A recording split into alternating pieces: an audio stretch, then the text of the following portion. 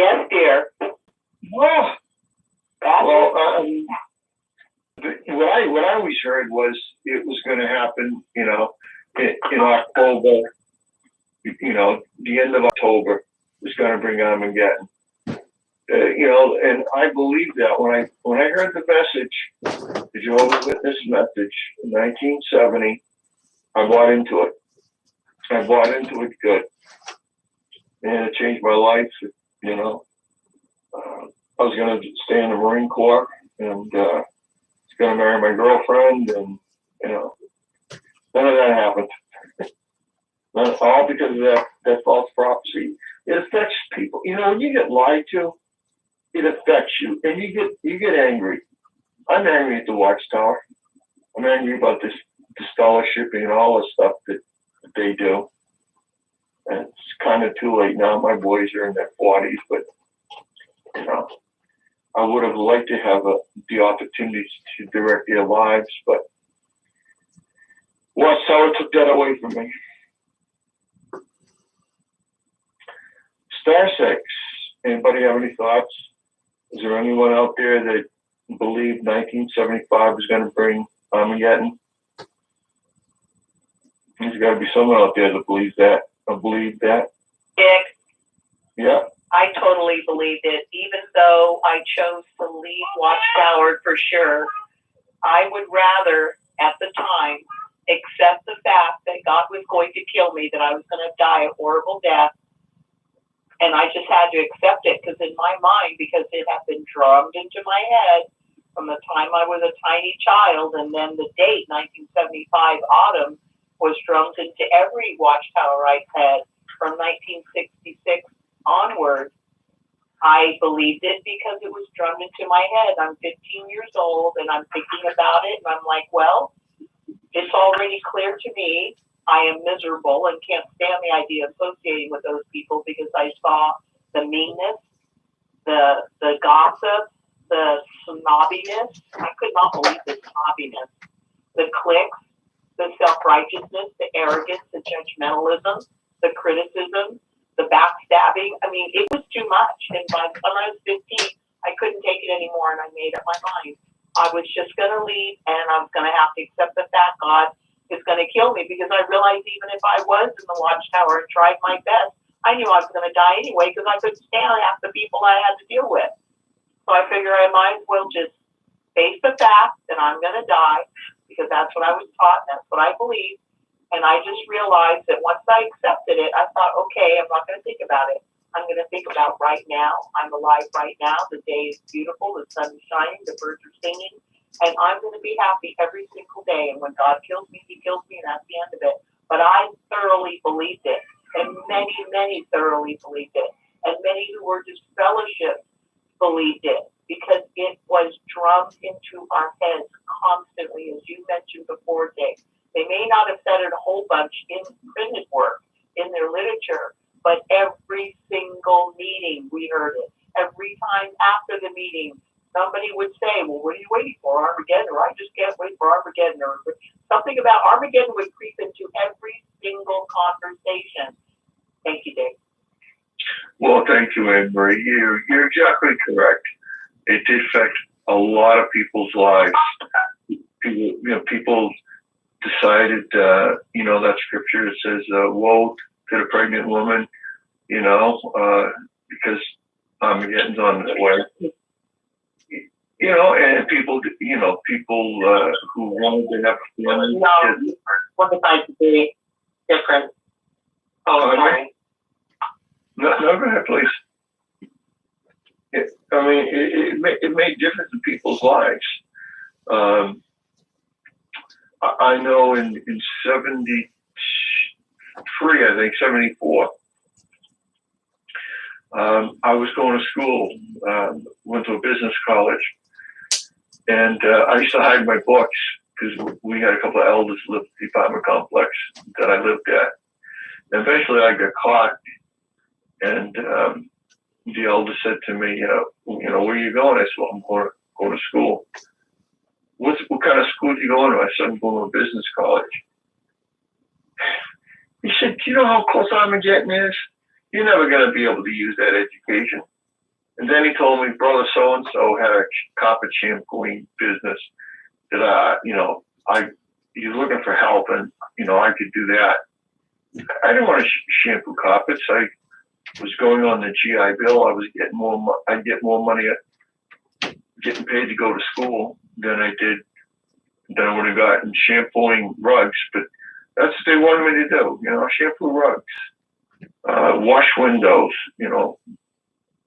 nothing wrong with that. But, if you have other abilities, you should use them. Alrighty, star 6. You want to talk about Gregerson a little bit more? Hey Dick, we're gonna. Hello. Hi there. Hi everyone. It's so nice to hear you again this week. My name's Christine. I did talk on here a couple times. What I wanted to say is, hi, thank you. I have a question for some of you, or any of you, regarding the constant indoctrination of, the end coming, and the prophecies that Watchtower, were spewing out night and day. I came in as a teenager and got out 3 years ago, and I'm in my 60s. So it was my lifetime, not born in, but from a young woman, vulnerable woman that had no religious background coming in. My question is, that indoctrination of the end coming stayed with me. Even now I have that indoctrination like going through my brain. And when I first started researching, and uncovering things and got out, or they say woke up, I kept making parallels with what was going on today in politics and with the United Nations, and learning all these things about how Watchtower was a member and still is a member of the OSCE. Something clicked in my brain and said, well, they might be a organization that works for the United Nations agenda, which is called the New World Order. And so I made the parallel, and I just kept going down the rabbit hole. Well, they very well could be true. So I kind of crossed over and started making parallels with the Watchtower's agenda, which is world genocide, right? And that's the United Nations agenda is, bringing the population down. So I'm asking a question of you guys. Do any of you other XJWs have been out a while? Did you have that similar issue with making the parallel of the end coming through, God bringing the end, or now through government bringing an end of sorts? I don't know if anybody understands my question. I do. I think that's a very interesting question. I'll give you my opinion. That's my opinion, and we always do a disclaimer here that not everyone's going to agree with me, but my thinking is that with this country that we're in right now, I think there's going to be very, very strong political unrest. There's going to be racial stuff. But I do think that the one world government is what Satan wants, and the Antichrist is going to come. And, I think it is, I don't know who's running it. So, some people say it's the 9 rich families. Some people say it's,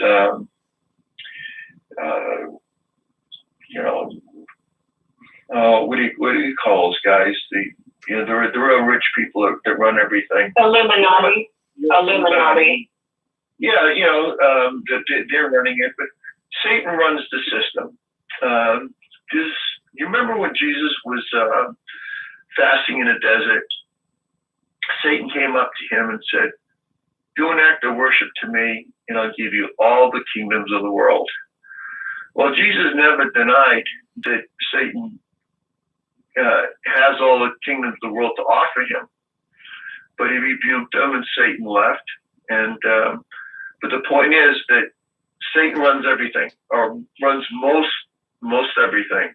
There are some strong Christians that are not going to stand up to him, but Satan runs everything, and I do think there's a new world order. I think that they're going to try to have one religion or one language or something for everybody. I think that's in the works. So my question is, do you see the parallel with Watchtower being a satanic organization and being a member of that whole program, the whole agenda of United Nations? Do you see that they are a part of supporting that because of finding out the roots of Watchtower, the roots of Russell and Rutherford, and now we see the governing body being part of the secret societies that are behind or part of the Illuminati plan is to have all these secret societies getting involved in politics and taking control. So do you see the parallel that Watchtower is a part of it all? I do. I agree with you. You know, because I think the Watchtower is run by Satan the devil. And right. They've done a lot of stuff, you know. A lot of sexual stuff was done, you know, at Bethel and down in the towers. There was a lot of stuff. A lot of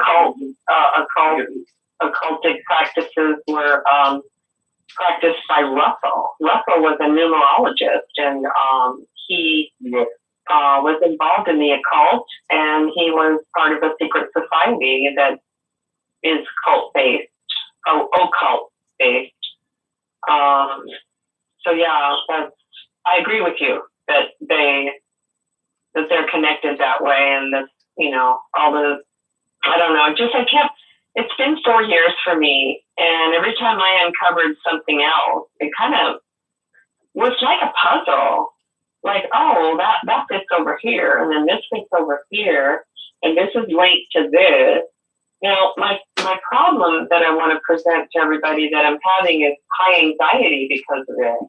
Making all these parallels have given me high anxiety of, I still have it ingrained in me that the end is coming, not the same one, not the one that where God is, you know, doing it, like it in the Watchtower teaching, but that there is an end coming, and mankind is up for a lot of stress and heartache, chaos, and death. And I have that already programmed in me, and I've paralleled it, and now I have the same fear, but I don't have the concept of protection. Like when you're in the Watchtower organization, you're reassured hundreds of times that you're protected and you don't have to worry one little bit.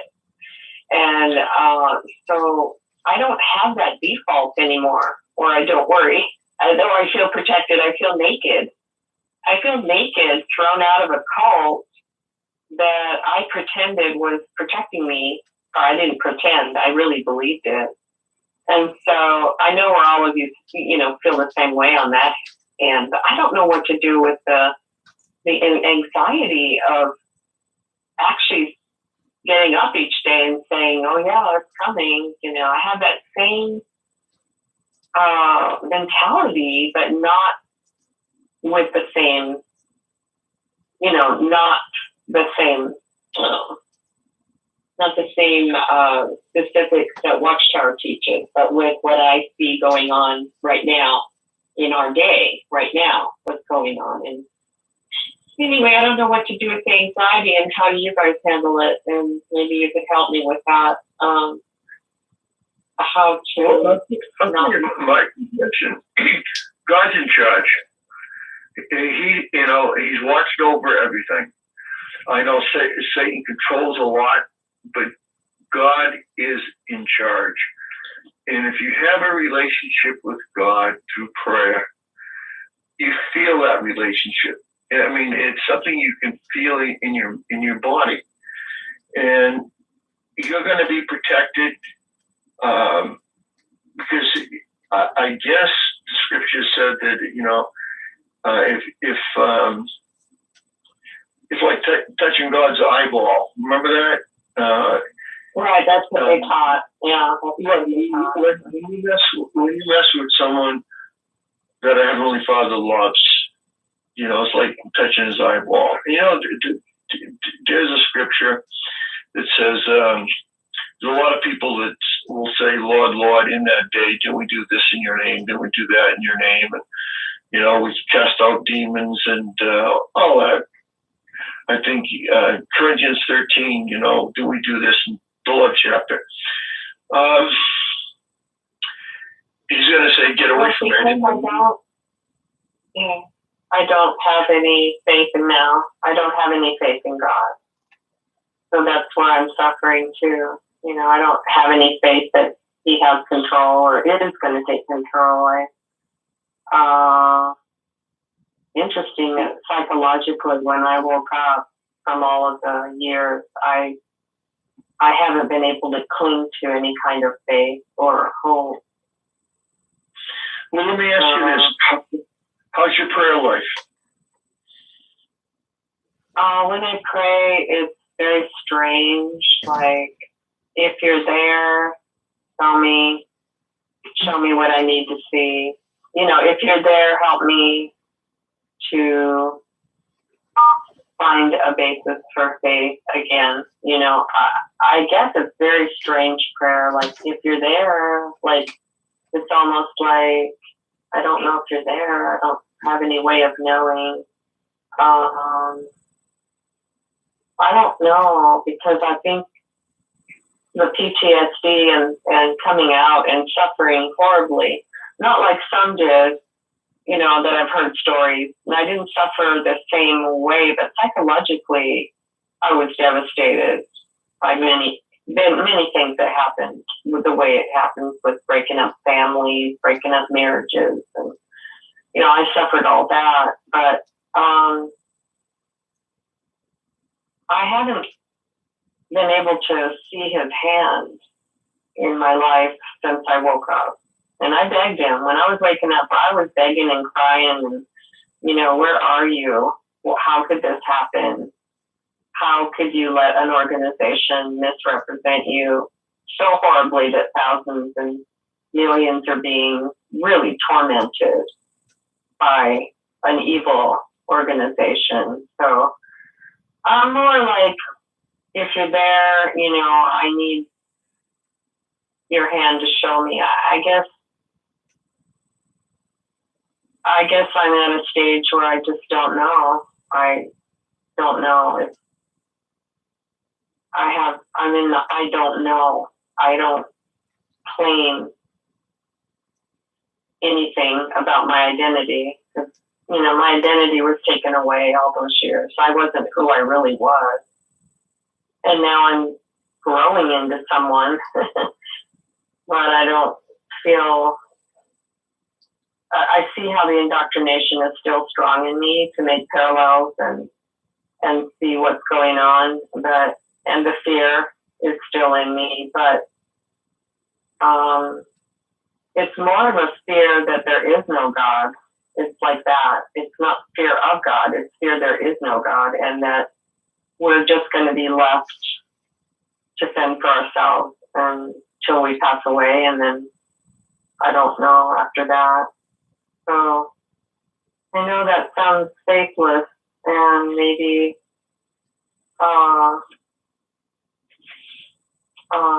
someone who wasn't able to cling to faith, and even though I tried. I tried for a while. Well, let me suggest a couple of things to you. Okay. One, be sincere in prayer and pray. And then maybe find yourself a good church and get yourself a good Bible with Jesus' words in it and read or something like that. The NIV is a really good Bible. American Standard is a good Bible. If you get Wheel Translation, get rid of that because that's bogus. But get yourself a good I Bible. dare. Yeah. Well, it's good to have that if you want to show others where there's false changes, I guess. If you kind of like when we were ministers in the faith, we always kept other Bibles and showed them, well, this is contradictory and this was a spurious, but I don't do that kind of work. I don't try to wake people up with the Bible. So, yeah, I didn't keep it. But it is a good copy to have for that reason. Here's my general look at the Bible now from being out and listening to different religious people. My general view of it is that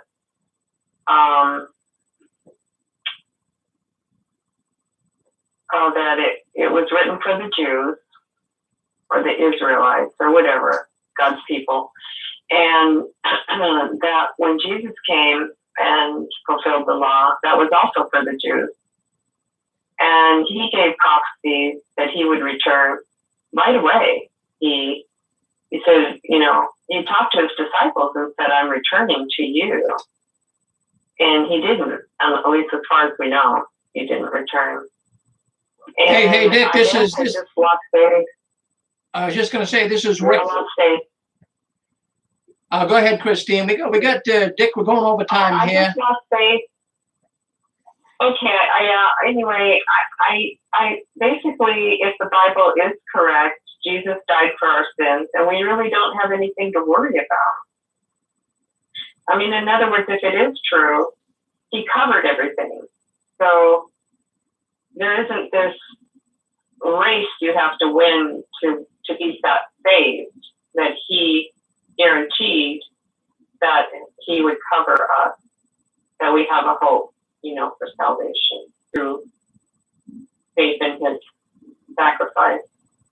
But anyway, that's where I'm at, and I'm sorry I'm dragging it out. But I just thank you for the encouragement. I just wanted to share that many of us out here might have the same problem with making parallels and having that fear still in us of some kind of an end coming. And that I wanted to show that I do suffer from that, and maybe others do too. Yeah, you're talking about the anxiety that the system is going to crash. Yeah, I tell you what. Well, why don't you take my phone number, and you can call me if you like, and we can discuss a little further. It's time. My program is running over time. That means I'm cheating somebody else. Do you have a pen handy? Yes, I'm getting a pen here. Yeah. Tell me when you got it. Okay. I got it. All right. Area code is 978. The number is 809-8036.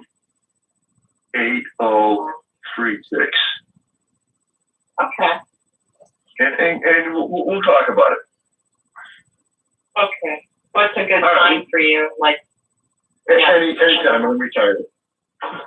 I'm in Arizona, so I don't know what time zone I'm in. I'm out. Eastern coast. I'm on the coast. Atlantic coast. Okay. Eastern Standard Time. That offer, I would appreciate if we chat that out a little bit. Appreciate that. Thank you. You got it. All right. Thank you. Thank you, Paula. Thank you, everyone that called in to make the program lively. I appreciate everyone's calls. And I'm going to get off the air right now because I think Rick's got something planned. Yeah, one more thing, Rick. Hold on. We got to get. Go ahead, Kim. We got to get moving. We're 20 minutes over. He comes back here and talks to us again. So I will. I do listen every week, but I don't always talk. Thank you. okay. Well, thank you. You have a good night, then. Thank you. Yeah, Dick, in fact, Christine, we love to hear her, and I wish we could go a little further, but we got people waiting right now in YouTube, and we got some guests coming on later and what have you. So I hate to hurry Christine off, but we got to move on. We got a number of programs coming up here tonight, so, they're waiting on YouTube and Facebook for the news. But we'll get to it, friends. So stay with us. If you're still listening in on Facebook and YouTube, we'll be going right to it in just a couple of minutes here. But yeah, we get Christine back in. If she can come in later on tonight and talk, like at nighttime with Linda James, she can, talk a long time because it goes all night long. But we got restraints here in the early parts of the program. Thank you, Dick. Thank you, Rick. All righty, good. Thank you very much. All right, we're going to JW World News, friends. We're going to get to it. We're going live on YouTube. You guys have been waiting in there patiently, and also on Facebook. But you want to hear the news, you're coming in. We're going to give you the news. That's the news the Watchtower doesn't want you talking about. But we'll be talking about it here tonight. So let's get the ball rolling. Make sure the recorder's on, and we will get things moving in the right direction.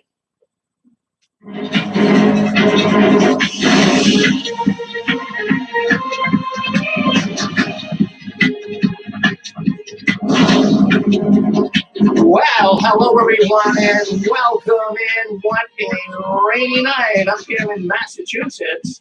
But we're glad you're coming in. Well, today is May 29th, 2021, and boy, we have got some really good things clicking here tonight on the 6 screens, JW World News. Wow, I have to say happy Memorial Day, everyone. My goodness, time is moving by so fast, but we'll be able to talk about a lot of things, so make sure you're here with us.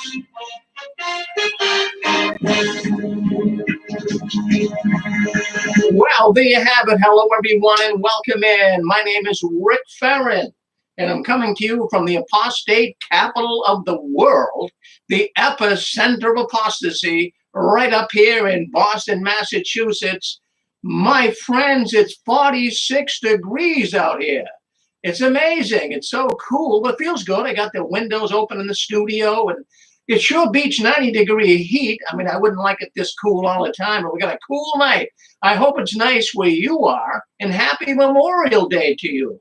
My goodness, we never could do that in the Watchtower, could we? We could never say anything about Memorial Day. We couldn't say anything about any national holiday. But we're glad that we can at least acknowledge, and certainly even want to acknowledge Dick. He's a veteran himself, and acknowledge all of those that gave service in the United States Armed Services. We appreciate their service, and we thank you guys. If you're on here tonight, thank you very much for tuning in tonight to the 6 screens, JW World News. Well, lots happening this week. I know I say that every week, but we've been doing this program now for 16 years. I'm proud to tell you we never missed a Saturday night.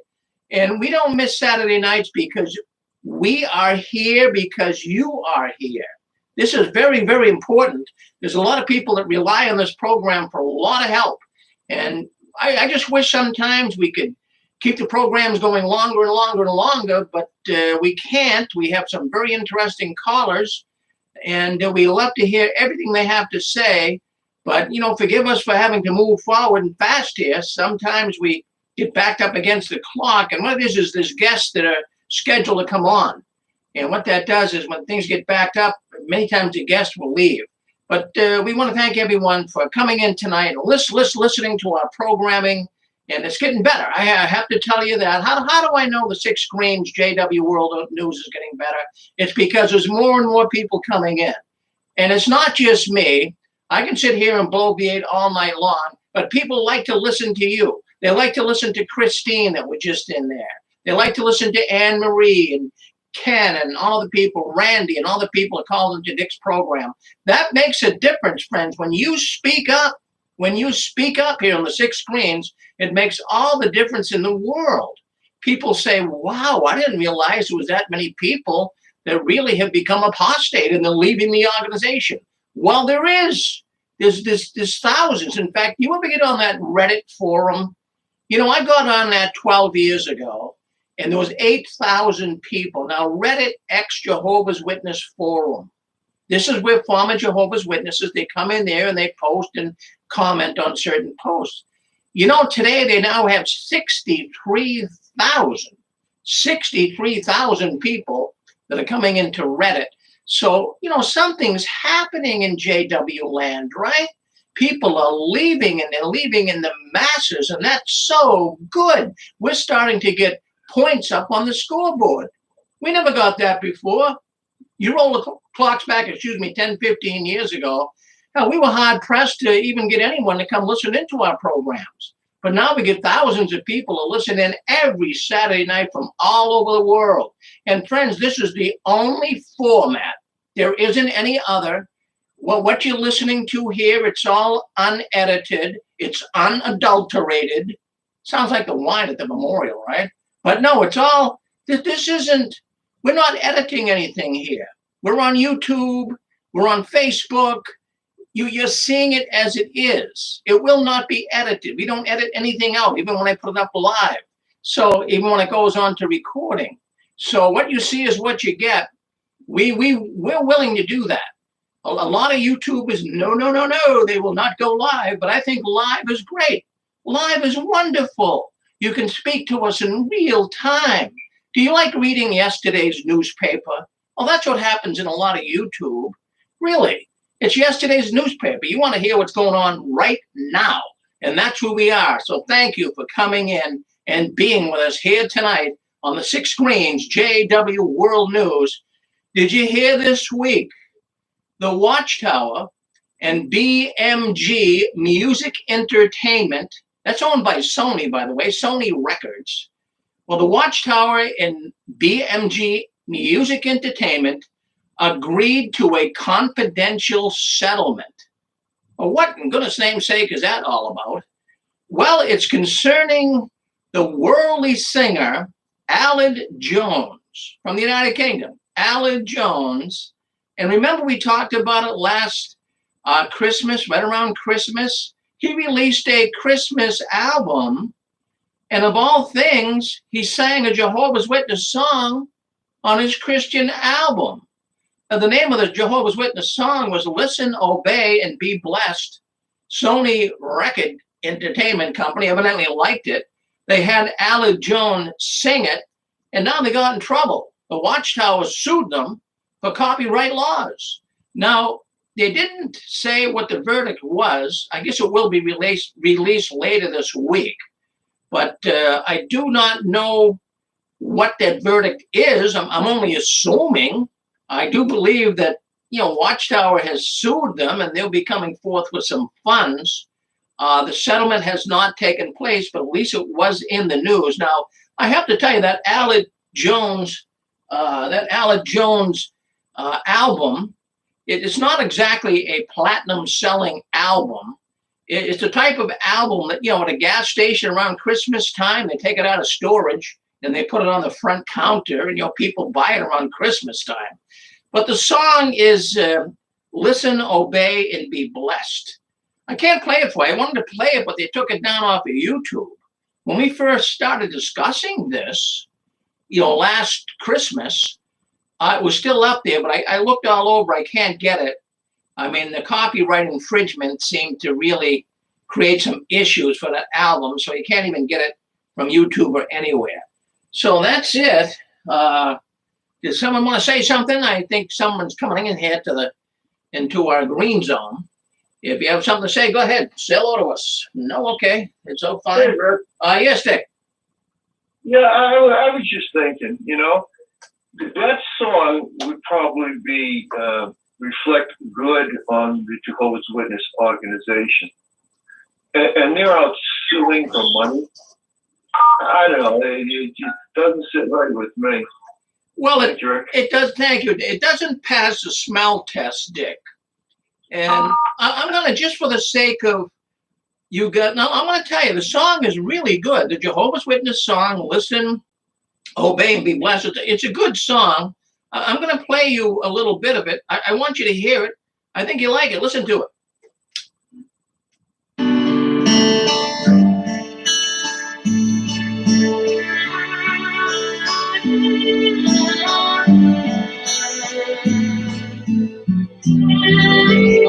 It's a catchy song.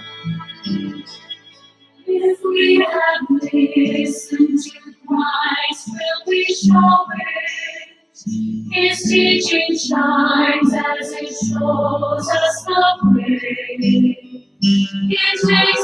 happy to hear and to know it. But we'll be blessed if we know and obey. Listen, obey, and be blessed. When you hear God's witness. Well, there you go. I mean, it's a pleasant sounding song, and Sony Records liked it. That they liked it an awful lot. So, anyways, what they did is they wanted Alec Jones to sing it, and it got the Watchtower upset. Watchtower sued, and the verdict's going to be out the next week or so.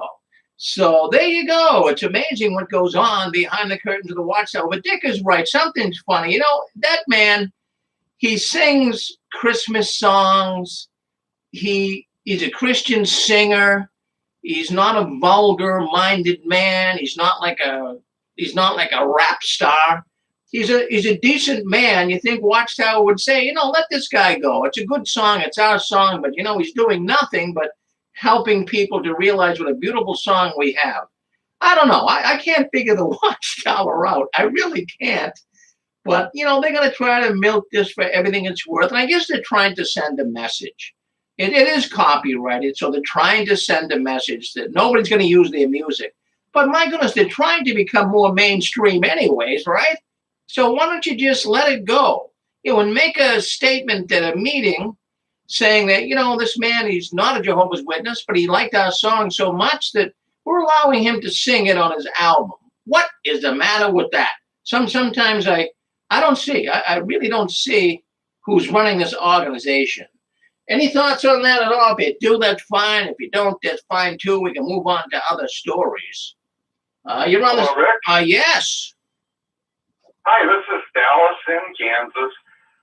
My thought is there are victims of the Watchtower that have never been paid their settlement or they're in arbitration. And what they should do is attach any award that the Watchtower is going to get from Sony as their compensation. Well, that's a good idea. In other words, the victims who have been abused, let them receive the royalty. If they're not, whatever the award is that the Watchtower is getting. Yeah. I think they should get paid first. Yeah, I think you're right. I think you're right. Yeah, that's interesting. YouTube did that to me. 9 years ago, I had a monetization. My daughter set my YouTube up, and I didn't realize it. All of a sudden, YouTube was putting money in my bank account. It wasn't bad. I was making about $100 a month at the time. Didn't even realize what monetization was all about. I didn't understand it all. But anyways, what they did is I started playing music like Bruce Springsteen, and every program we have has music in front of it.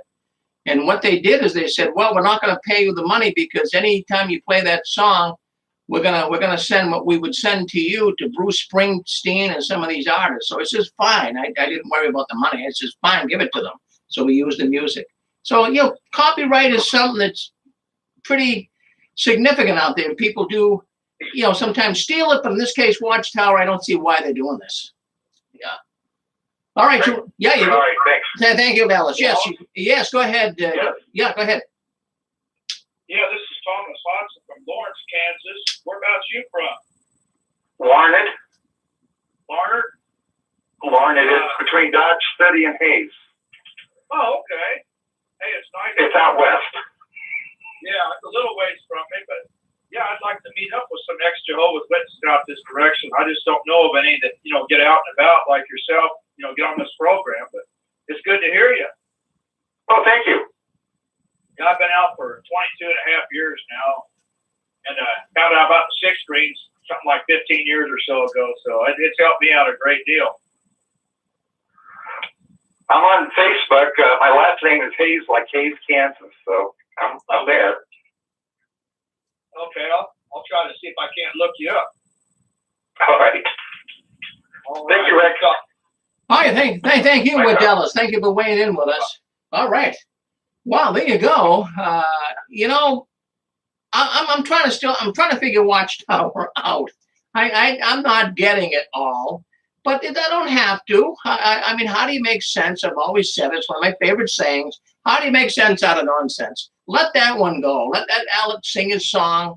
Let the witnesses hear it. Let other people hear it and say, that's our song. And you could, they could pat you on the back for letting them sing your song. But now that never happened. But I'll tell you what is happening right now. The pandemic has got a lot of Jehovah's Witnesses concerned about whether they're going to be going back to meetings, whether they're going to be going out in service. I know we discuss this every week on the Six Screens, but it certainly deserves discussing. Now, there was an article in the Salt Lake Tribune just this week, as a matter of fact, and it's talking about as the pandemic eases, the Mormons, the Mormon missionaries, and the Jehovah's Witnesses will soon be back knocking on your door. Oh, I found that very fascinating. I'm saying, well, maybe they're thinking about going back. But, it was very ambiguous. The information it was a long article in the Salt Lake Tribune, but they were praising the witnesses and, of course, praising the Mormons. I mean, their headquarters is out there in Salt Lake.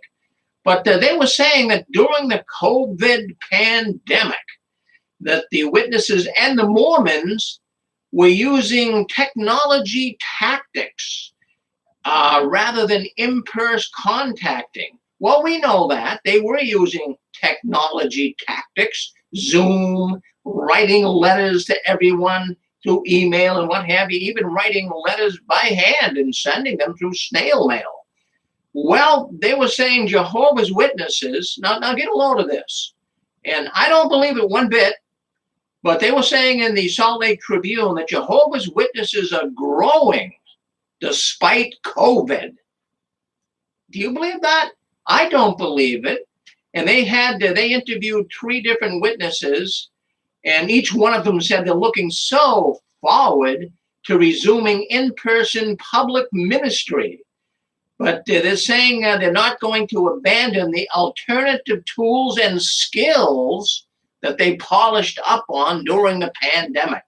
So, they're saying, oh, boy, we'll get back out. We're going to go door to door again. Well, not so fast. Not so fast. There's a Watchtower spokesman here that comes in. His name is Robert Hendricks, and he's the U.S. spokesman for the Warwick, New York-based Watchtower.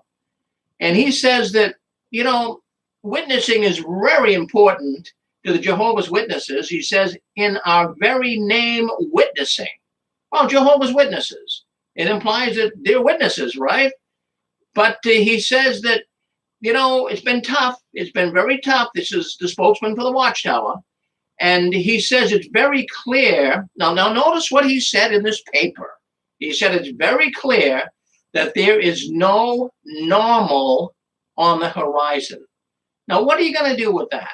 You have one of the officials of the Watchtower saying there is no normal on the horizon. That sounds like they're not going to be meeting for a long time, if ever. That's how I feel. Now, friends, we got to get real with this, okay? Every church in town, I go by them, they're fully attended services, and yet the organization is silent about resuming in-person meetings.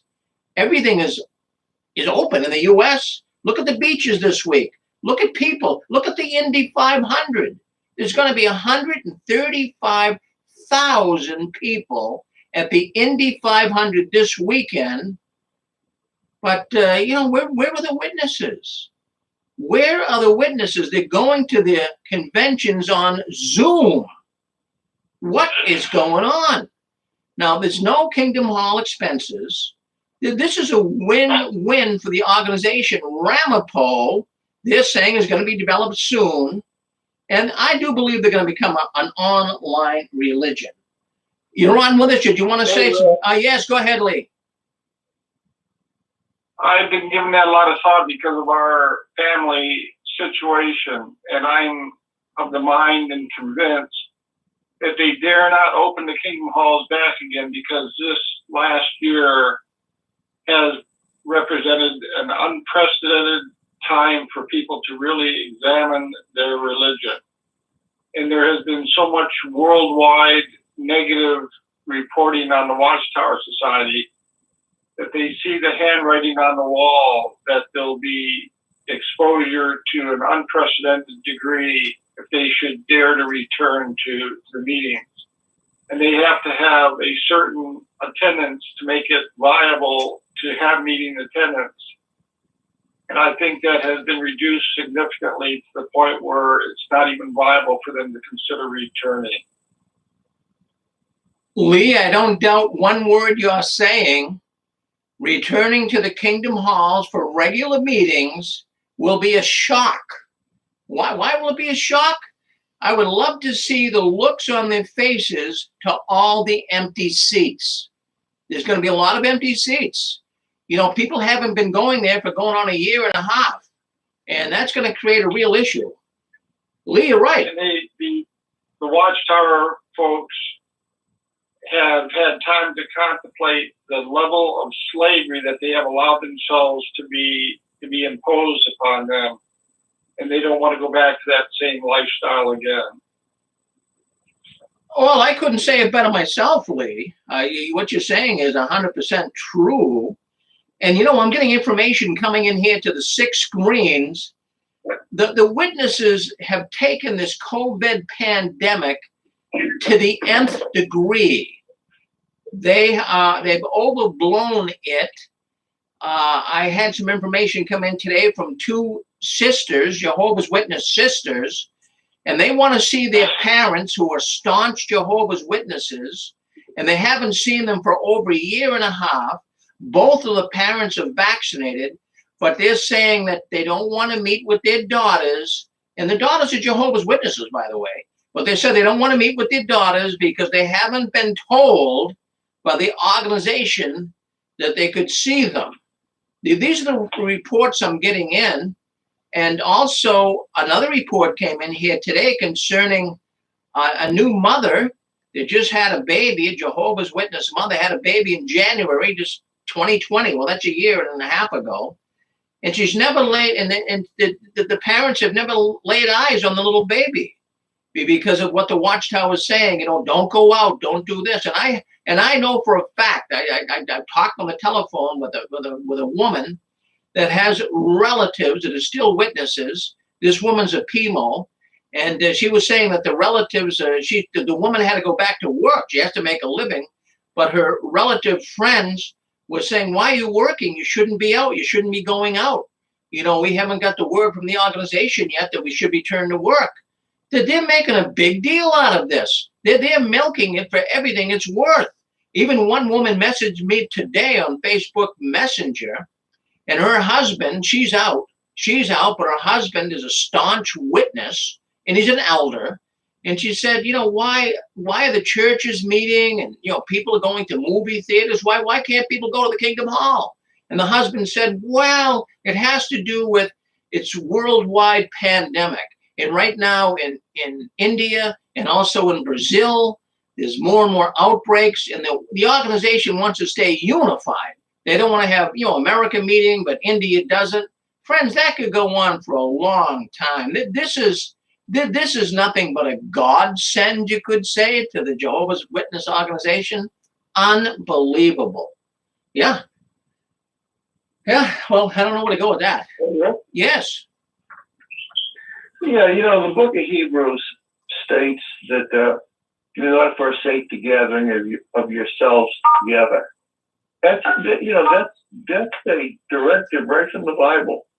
It must be difficult because my church is open. I'm a Methodist, and we're not selling off churches.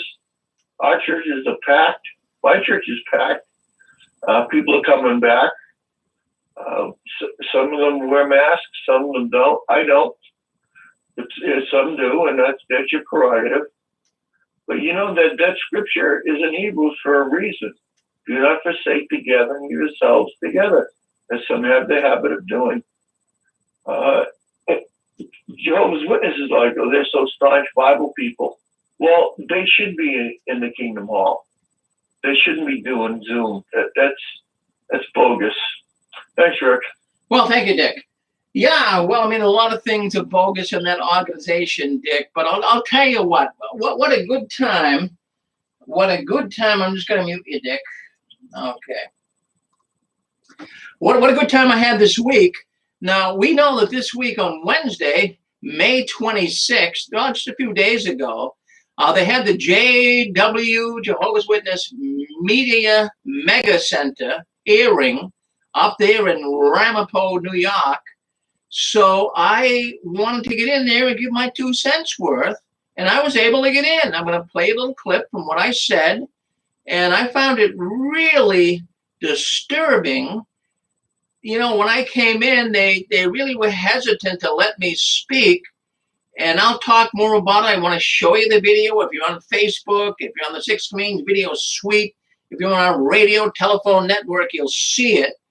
But I spent all day on Wednesday preparing. I wrote in a day ahead of time because I got into the Ramapo Planning Board meeting, open for the public. That's what the paper said. It was open for the public. So I wrote an email off to the Ramapo town office. I told them that I wanted to come in and speak concerning my feelings on that media center. So they let me in. I was the first speaker, and it was amazing that I could get in there and talk. And the meeting went on for about an hour and a half. But I'll play what I said, but I didn't get to say everything. They cut me off. Well, it was let me put it this way to you. One of the people in there, he was a lawyer. They identified him as a lawyer, and he wouldn't let me talk. And you'll hear the tape here shortly. He shut me right down as soon as I started saying I want to alert the residents in that county, Orange County, and also in Ramapo about their neighbors, the Jehovah's Witnesses. So he cut me off pretty abruptly. And so I'm saying, well, I'm wondering who this guy is. So the next day I called the Ramapo town office, and I wanted to speak with someone on the board. So they sent me to the legal department, their legal department. And I talked to a woman. I don't know if she was a lawyer or whether she was a secretary or what. But I said, you know, I've got a bone to pick. You know, I'm not trying to be obnoxious. I'm not trying to be overbearing here. But you know, I tried to come into the meeting last night and they wouldn't let me talk. And she says, well, I was listening, and she agreed with me. She said, I was listening and they shut you right down, Mr. Farron. I says, yeah, it was a public meeting. This is not the way things are done in America. I know things are changing, but I wanted to say something, and he cut me right off and muted me so he couldn't hear me. So she says, well, I heard the whole thing. I said, well, I'm ticked off over that. I mean, you know, I'm not picking on you. It wasn't you, but who was that man? Was he your lawyer? Was he a town lawyer? Who was he? Was he a lawyer for the Watchtower? Who was this guy? So she says, oh, no, the Watchtower hires, she said, outside lawyers. And she told me she thought that man that cut me off was one of these hired lawyers from the Watchtower. Now, you know, they would have been told that, you know, anyone comes in criticizing the Watchtower, shut them right down. And that's exactly what they did.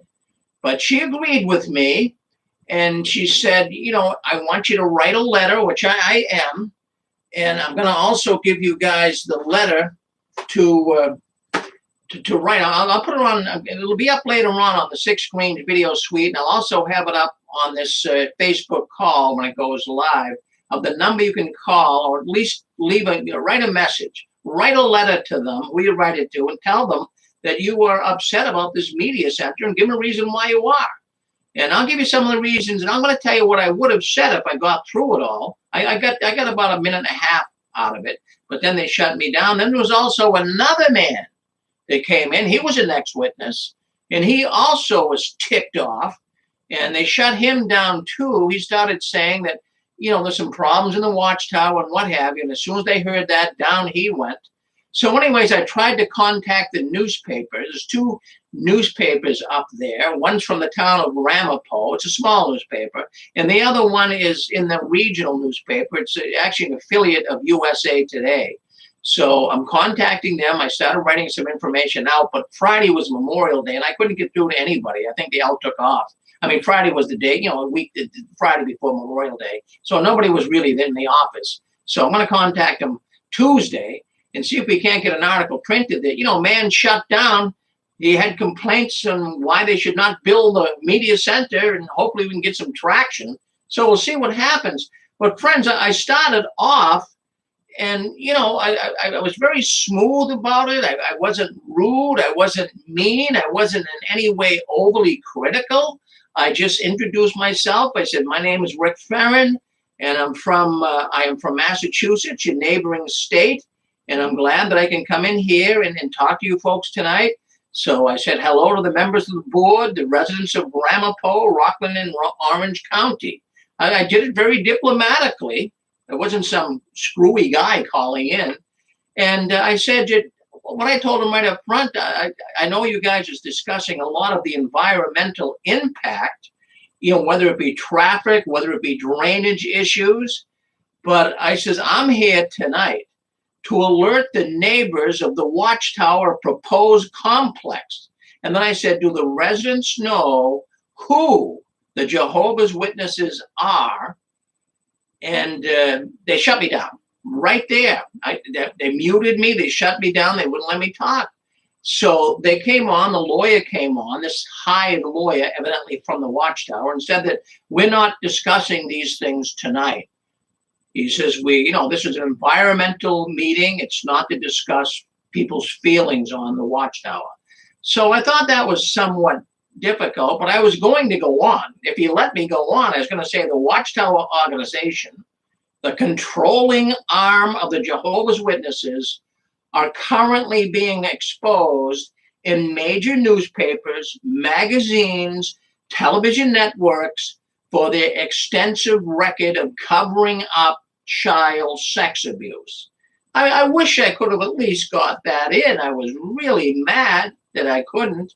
And then I was going to say countless lawsuits have been and are currently being filed, clearly showing how the Jehovah's Witnesses are more concerned about protecting their brand than they are about the welfare and safety of children. I tried to extract everything I could to get my message across, because I only would have had 3 minutes to speak. That's all they would give you. And then I mentioned I was going to mention, but they wouldn't let me. I was going to mention Erwin Zalkin, a lawyer for the plaintiffs, that is against the Watchtower, a lawyer for those who are victims of the Watchtower. You know him. And I was going to say that he says that this organization, Watchtower, is cloaked in secrecy and believes that it lives in a parallel universe where it is immune from what it refers to as Caesar's laws. That is the law of the citizens of this country. They're supposed to obey, but the Watchtower doesn't. Isn't that something? And then in Newsweek, I was going to mention Newsweek magazine, August 2019, Zalkin, the lawyer, once again says these Jehovah's Witnesses have been flying under the radar for so long, they are very insular. They don't interact much with the outside world, and they try to keep their dirty laundry in-house. Well, that's what they do, right? Absolutely, that's what they do. So, and then I was going to mention Zalkin's law firm has filed more than 20 lawsuits against the Jehovah's Witnesses for their covering up of child molestation. Well, it went on and on and on and on. I had a lot to say, but they wouldn't let me say it. But I'm going to write it in my letter.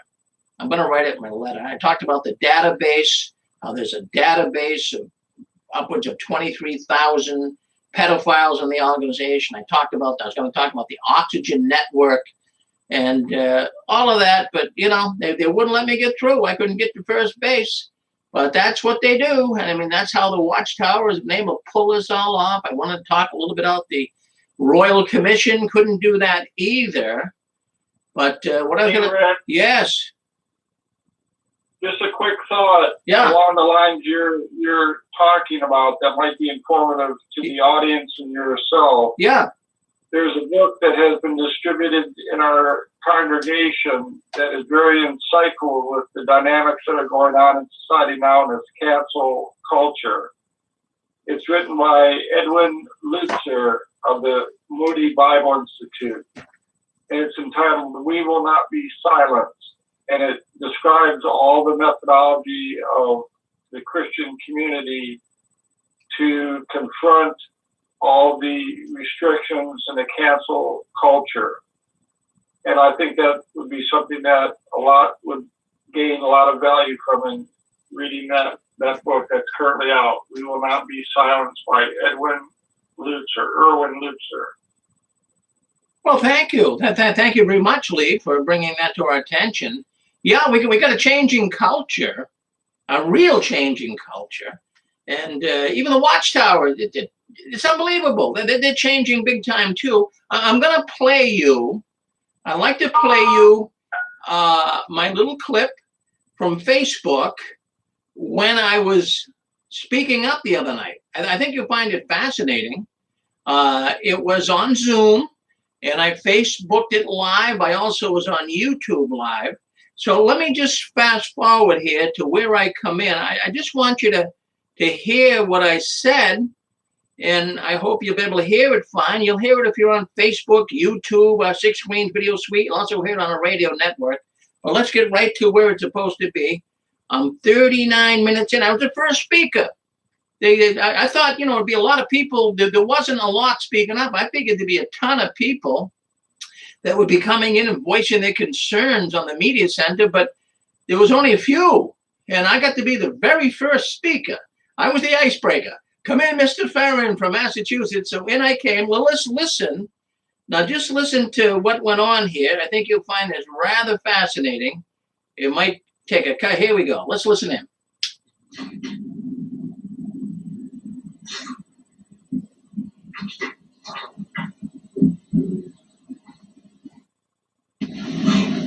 It's page 411. Thank you.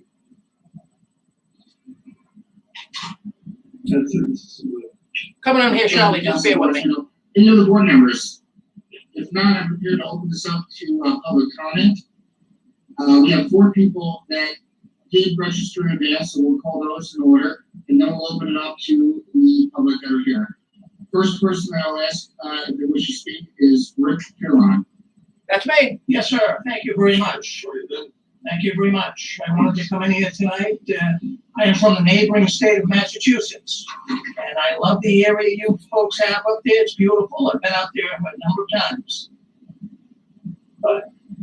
This meeting is being recorded. Listen in. Very good. If we could just unmute Mr. Huron. Okay, I'll do that now. Or you might have to mute himself. Okay, go. All right. Well, I'm coming in here tonight. I want to let you know I'm coming in from the neighboring state of Massachusetts, and I'm so glad to be able to speak up on your forum tonight. And I really appreciate the opportunity to speak to the people of Orange County and Ramapo, and as well as Rockland County. I'm here tonight not to talk about the environmental impact. I know you folks got that down pat. You've got engineers studying it. But I'm here tonight in an effort to alert the neighbors of the Watchtower proposed complex.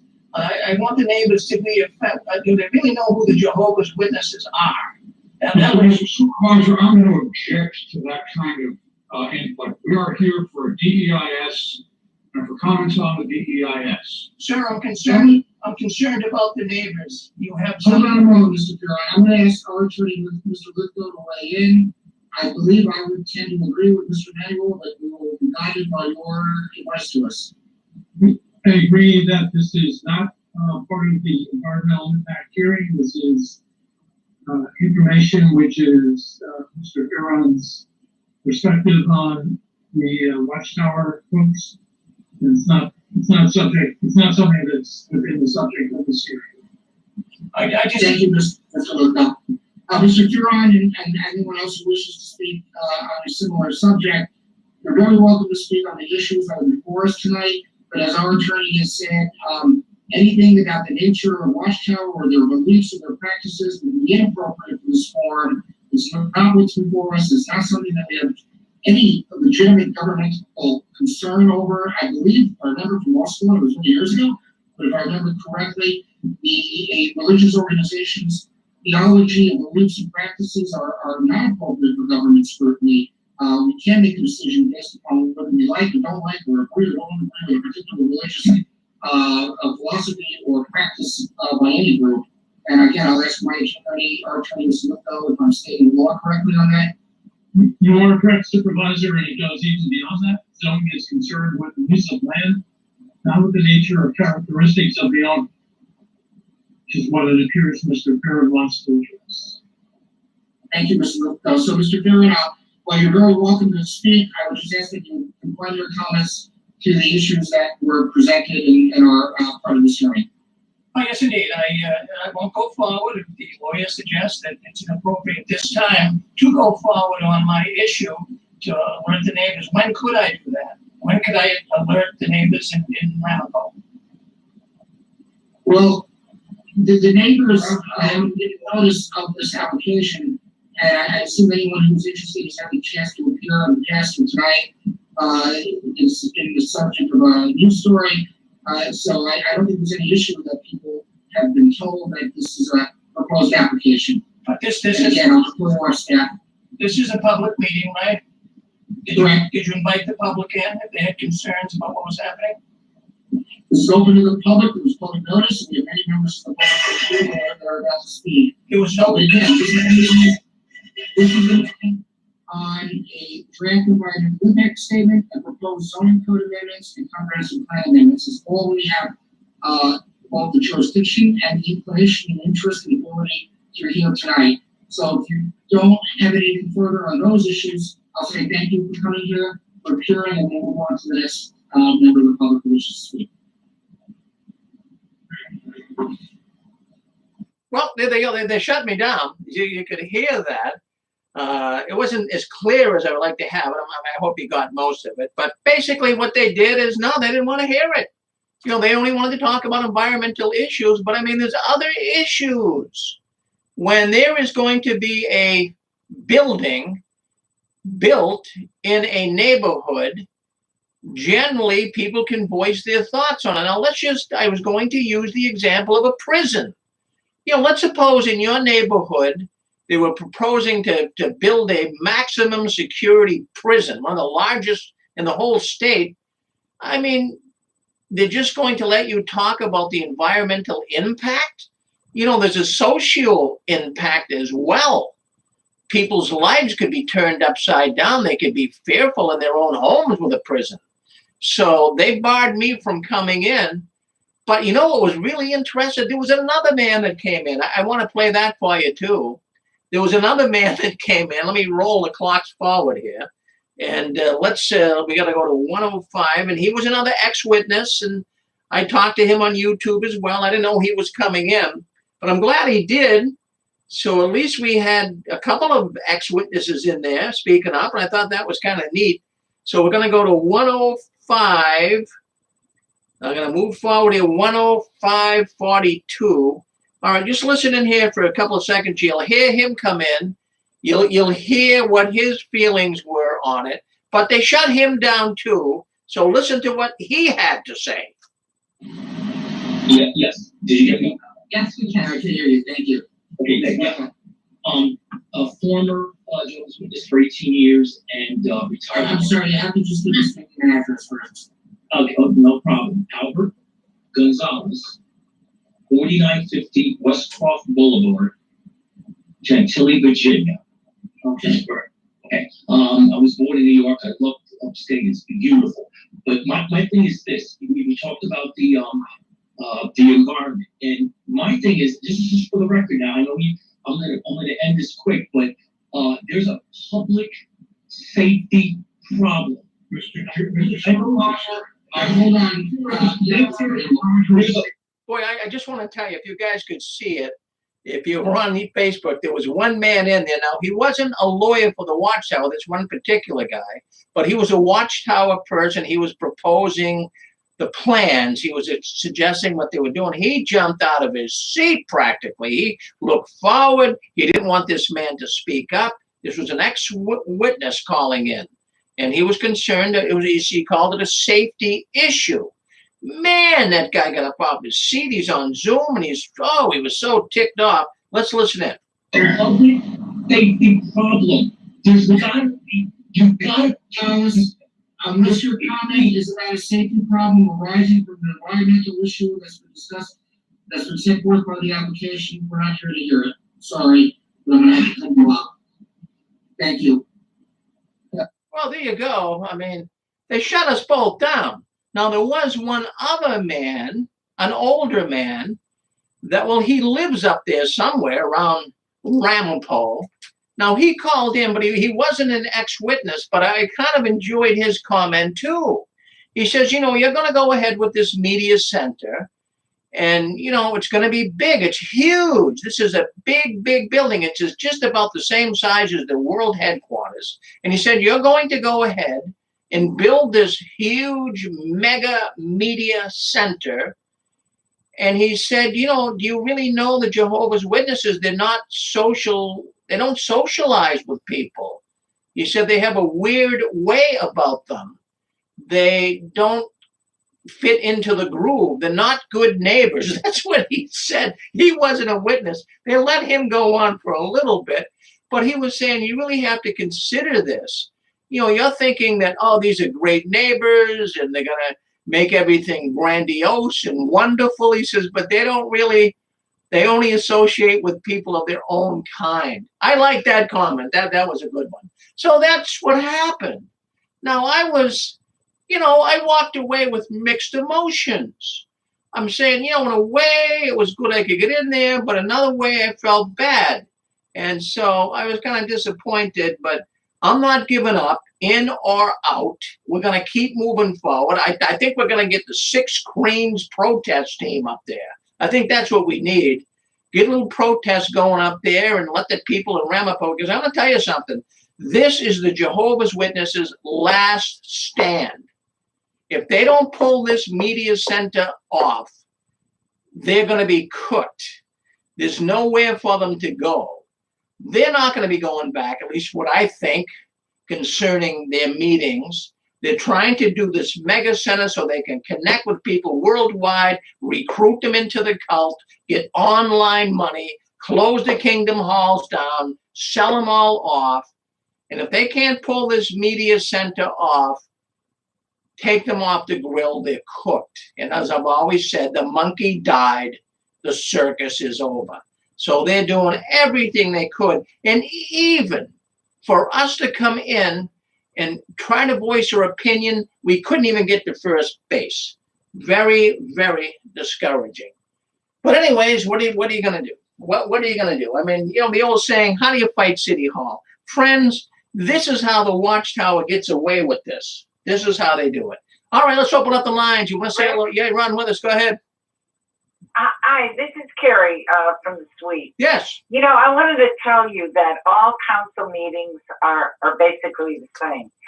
You can only speak on the issue. You can't deviate from it or anything else. Otherwise, they'll shut you down. So this is not an unusual thing. And I wouldn't have taken it that personally because they don't want to hear anything unless it's the issue of what they're speaking of. Well, I appreciate you saying that, but the reason why I even got in there in the first place, I don't have the newspaper in front of me, but I have relatives, I have family that lives up in that area. And they sent me the hard copy from the Ramapo News. And in that copy, and this is why I got a bone to pick even with the newspaper, and I'm getting a hold of them on Tuesday. And they said in that newspaper that was sent to me that this is a hearing, this is a public hearing. If there's going to be an environmental impact hearing, and otherwise, if you have other things to say, you can say it. That's what the newspaper said. That's why I got in there. Oh, they added that extra little thing. Yeah, so, they said that you could. Yeah, there was your open. That was why. That's why I went in, because the newspaper said that they're going to listen to the public on other concerns and also on environmental concerns. Okay. All right. Yeah, I know because here in Connecticut, they, you know, the meetings that I have attended were the same thing. You know, somebody from the council would just stop you or mute your, you know, microphone if you went off into a different direction. But if the newspaper said that, then that gave you an open. Yes, and that newspaper, by the way, too, it's called IHOD. It's a subsidiary of the USA Today. They have a number of regional newspapers around the country. So I tried to get a hold of them, would have been yesterday, Friday, but nobody was around. Nobody answered the phone. I kept calling. So I'm going to email them and I'm going to talk to them hopefully come this Tuesday and let them know that's what their newspaper published. And I was denied access to speak it. So we'll see what happens. Yeah, well, okay. I just wanted to, you know, get my 2 cents in. Well, Thank you. thank Carrie. Always good to hear from you. You doing okay? Yeah? Yeah. Yeah, I'm doing just fine. Well, Locked down like everybody else. Well, happy Memorial Day to you. Thank you, Carrie. Thank you very much. It's raining like crazy here. Well, here too. I know you're in New England as well. Yeah, we're neighbors. So It's 46 degrees here. 46. Yes, it's very cold. Yeah, I had to put the heat on. Yeah.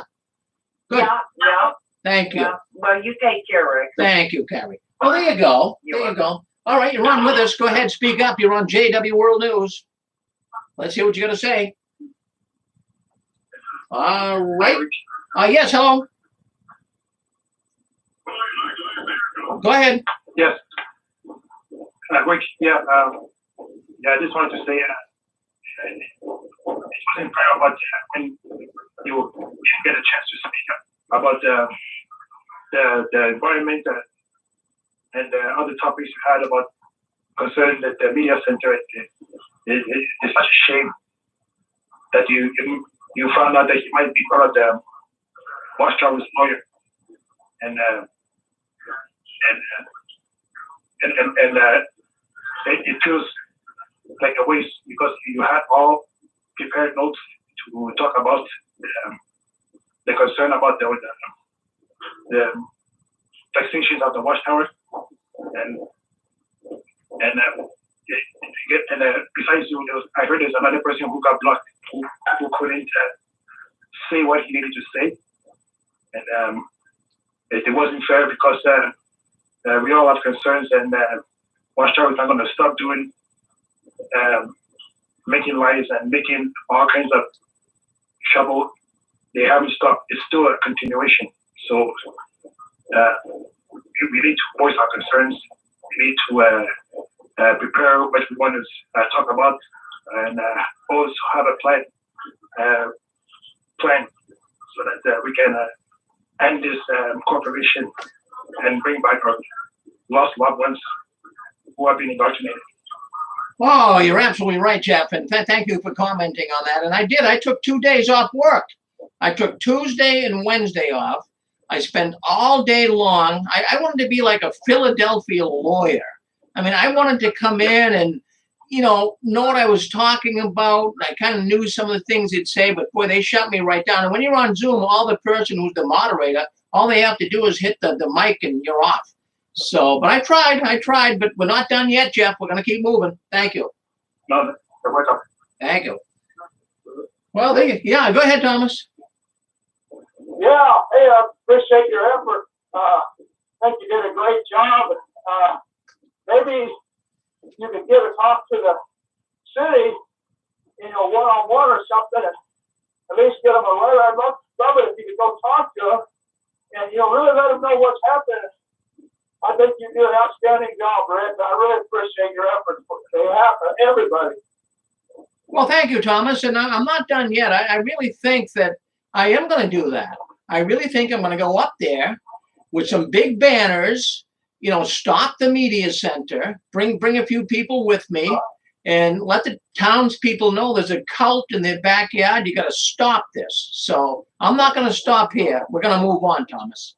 You think you'll have a protest at some point here reasonably near future? Yeah, I think so. I think so. We'll have to see what happens. COVID's starting to get a little better now, so we'll see what happens. Yeah. That's good. All right. Good man. Thank you. Well, there you have it. I mean, I tried, right? I tried and did the best I could, folks. But you know, it reminds me of David and Goliath. You know, we're just little people. We're trying to speak up against this giant, even though, I mean, they think they're a giant, and sometimes they are. I mean, they got a battery of lawyers. They can stop people from saying this, saying that. And of course, you got to remember the green handshake. You know, these little towns, they really would accept, you know, money from people and get away with it. All right, you're on with us. Go ahead. What do you want to say? Hey, Rick. Yes, Anne-Marie. Thank you. Thank you once again for another faithful Saturday. We can always count on you, and I hope none of us ever take it for granted. I thank you for bringing up the David and Goliath analogy. You know, for so long, Watchtower has not only been able to pull off the image that they're so good and so clean and so righteous, but they've been able to pull off for us, those who have been members and those who have left, the image that they are so overpowerful because they control not only our lives, but our relationships, our jobs, our careers, our education, even our own thinking. So we have kind of had this portrayal of they're just all powerful, just like Goliath.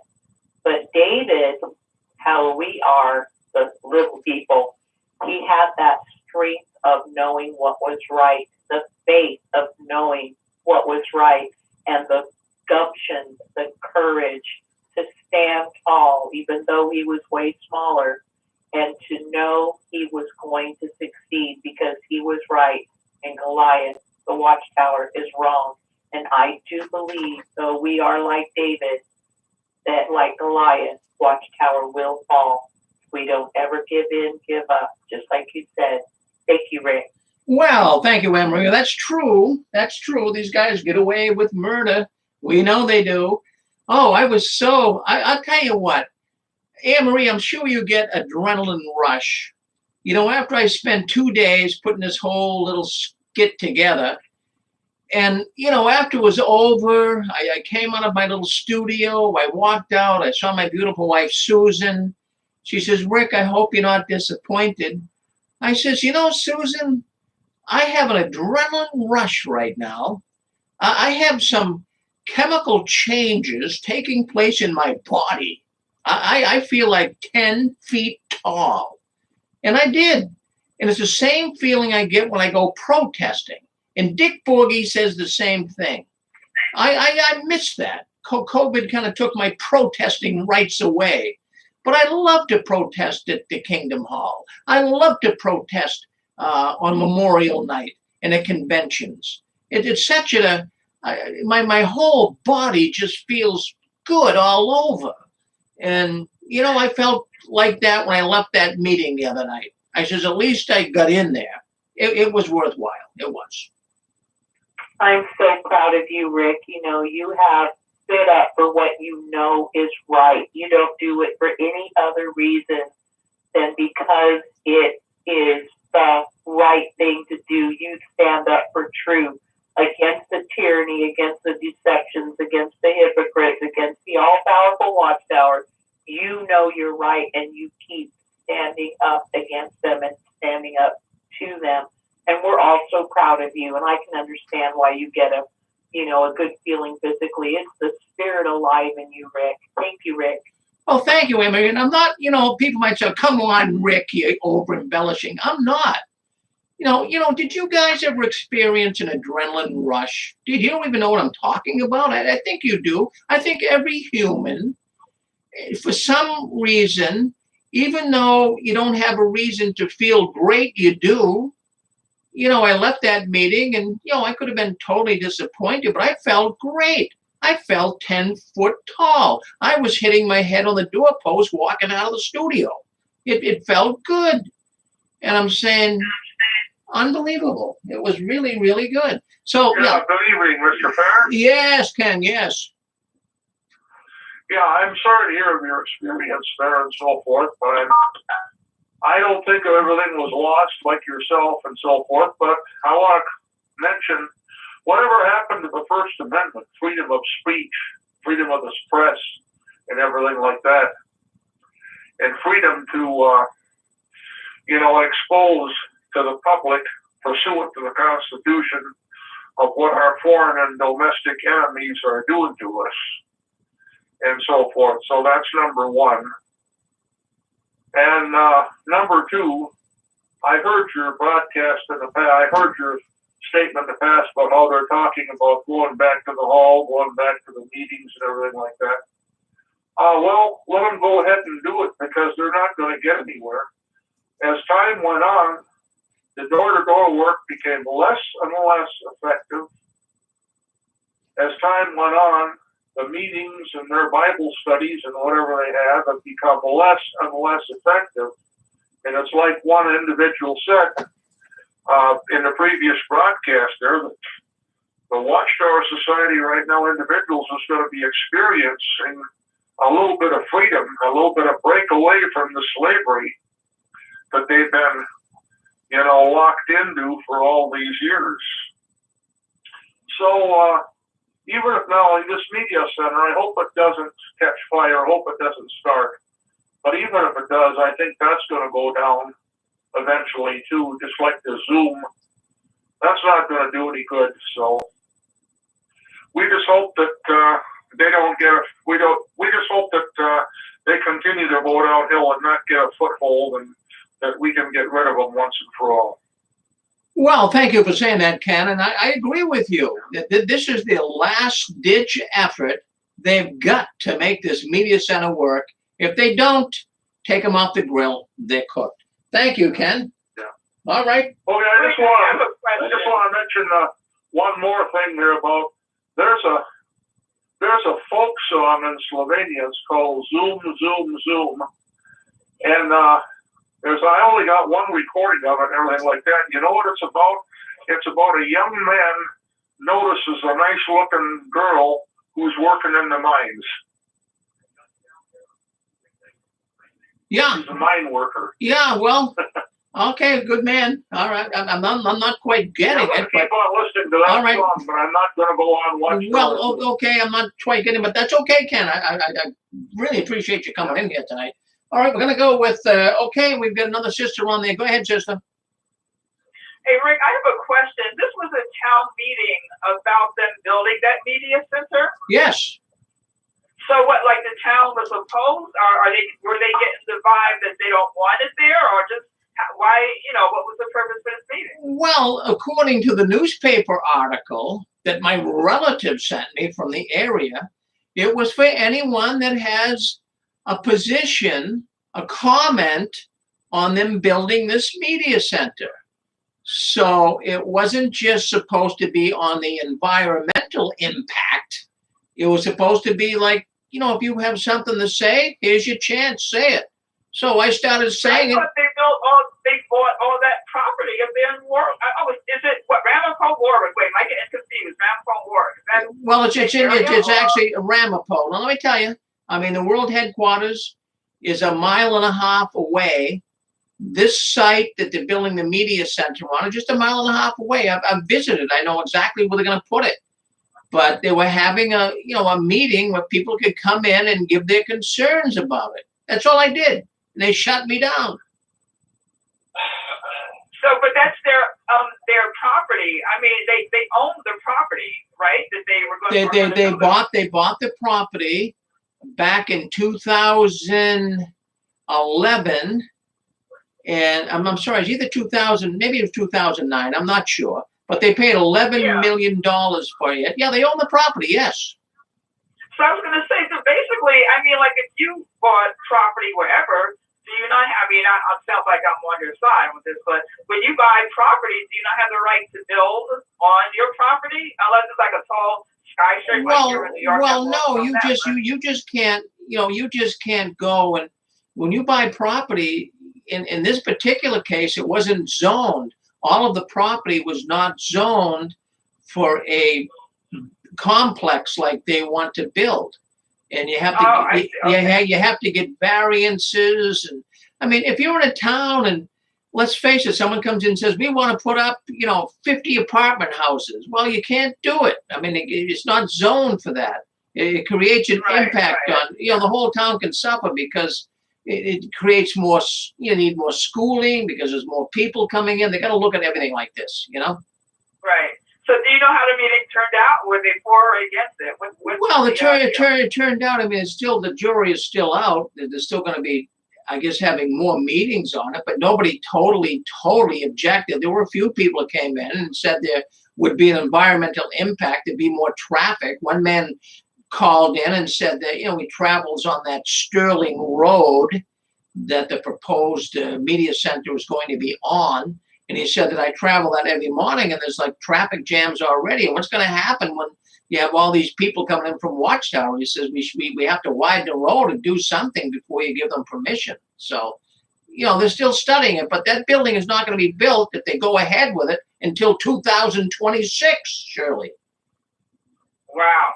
So I hope one of your questions, you brought up is they're always preaching about the end is near, the end is near. Was that going to be one of your questions? Why are you building a media center if your Armageddon is, just around the corner? Well, we're going to be discussing. You stay in listening to us tonight because that's going to come up in one of the other news stories here tonight. We'll discuss that. You stay with us. Yeah, I was wondering about that. Okay. Yeah. All right, good.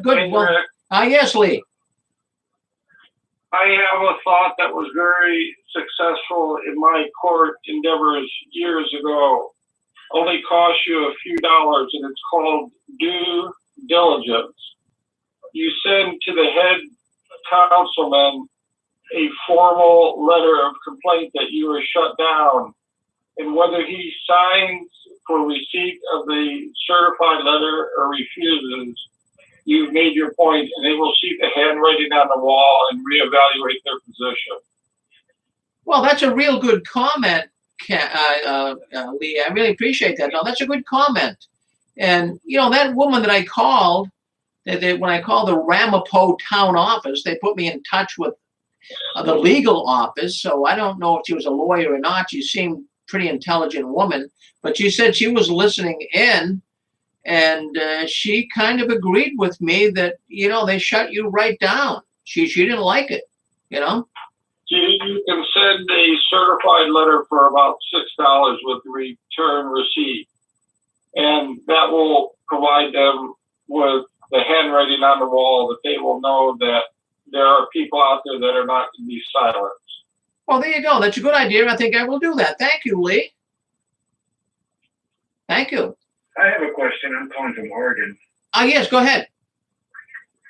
Yeah, my thinking has evolved a little bit, and I think that confronting Jehovah's Witnesses doesn't do much good, but confronting the people they talk to does. Or, because like if they're going door to door, go door to door with them and tell them how to do to families and how the shunning occurs, or they don't report sexual abuse. I've done that, and I've had good results of it. But what I was thinking is, if we could get the Ramapo newspaper's mailing address, Jehovah's Witnesses are masters at having letter writing campaigns. Well, there's a lot of ex-witnesses that could write the letters of their experiences to the newspaper and also to the city council. And if you have that handy, I would write it down, and I would. So I'm already doing that. I write lots of letters all over the place, and I've been on the newspaper. I've actually been on the front page of the Oregonian twice in my 40 years since leaving the Witnesses. So I've gotten a lot of attention that way, but I find that it's better just to deal with the public, and then the Jehovah's Witnesses have to explain it, because then the public starts asking them questions, and then they have to deal with the question that's raised. Whereas if you just confront them directly, they can just turn you off. They can say, well, I'm not going to talk to you. So that's my thought anyways. If we can get that information, if there's a way to get it, I don't know. I'm far away. Well, I do have I got to go in the other room. I do have the email written down for who we would write to. So I'm going to give that before the program's over. So stay with us, and I'll be able to give it. That'd be great. And also, if you have the city council's address, and if you also, some people are more comfortable writing letters than using the internet. So if you have the mailing address, that would be cool. Well, I have an email address, and of course you can go on Ramapo Town Office, New York, and it'll come up. But I do have there's a way to get it. I do have a special name. I'm going to get it before the program's over. I'm just going to go in the other room. I don't have it in here right now, but I have it in the other room, so I'll get it. Oh, that's fine. I'm going to be listening, so Okay. I'll catch it when you. All right, good. Well, thank you. Thank you for calling in from Oregon. Thank you very much. Well, you're on JW World News. Man, I'm telling you, we never run out of news here on the 6 screens. It's just totally amazing to me what's going on in the Watchtower. It's crazy. All right. Well, all right. So I'll get you the address before the program's over. I'll get the address and I write a letter to them. You know, if we get 10 people, 5 people even, you know, write a letter. They're going to say, geez, you know, there's something wrong here. Let's look at this. Friends, we have got to stop. We've got to stop this mega media center. So let's all work hard trying to do that. Well, my goodness, let's move on. We got more things to talk about here tonight. So let's see what's next on the agenda. And I don't want you to miss Heart to Heart. That's coming up after this at 9:30 in about an hour.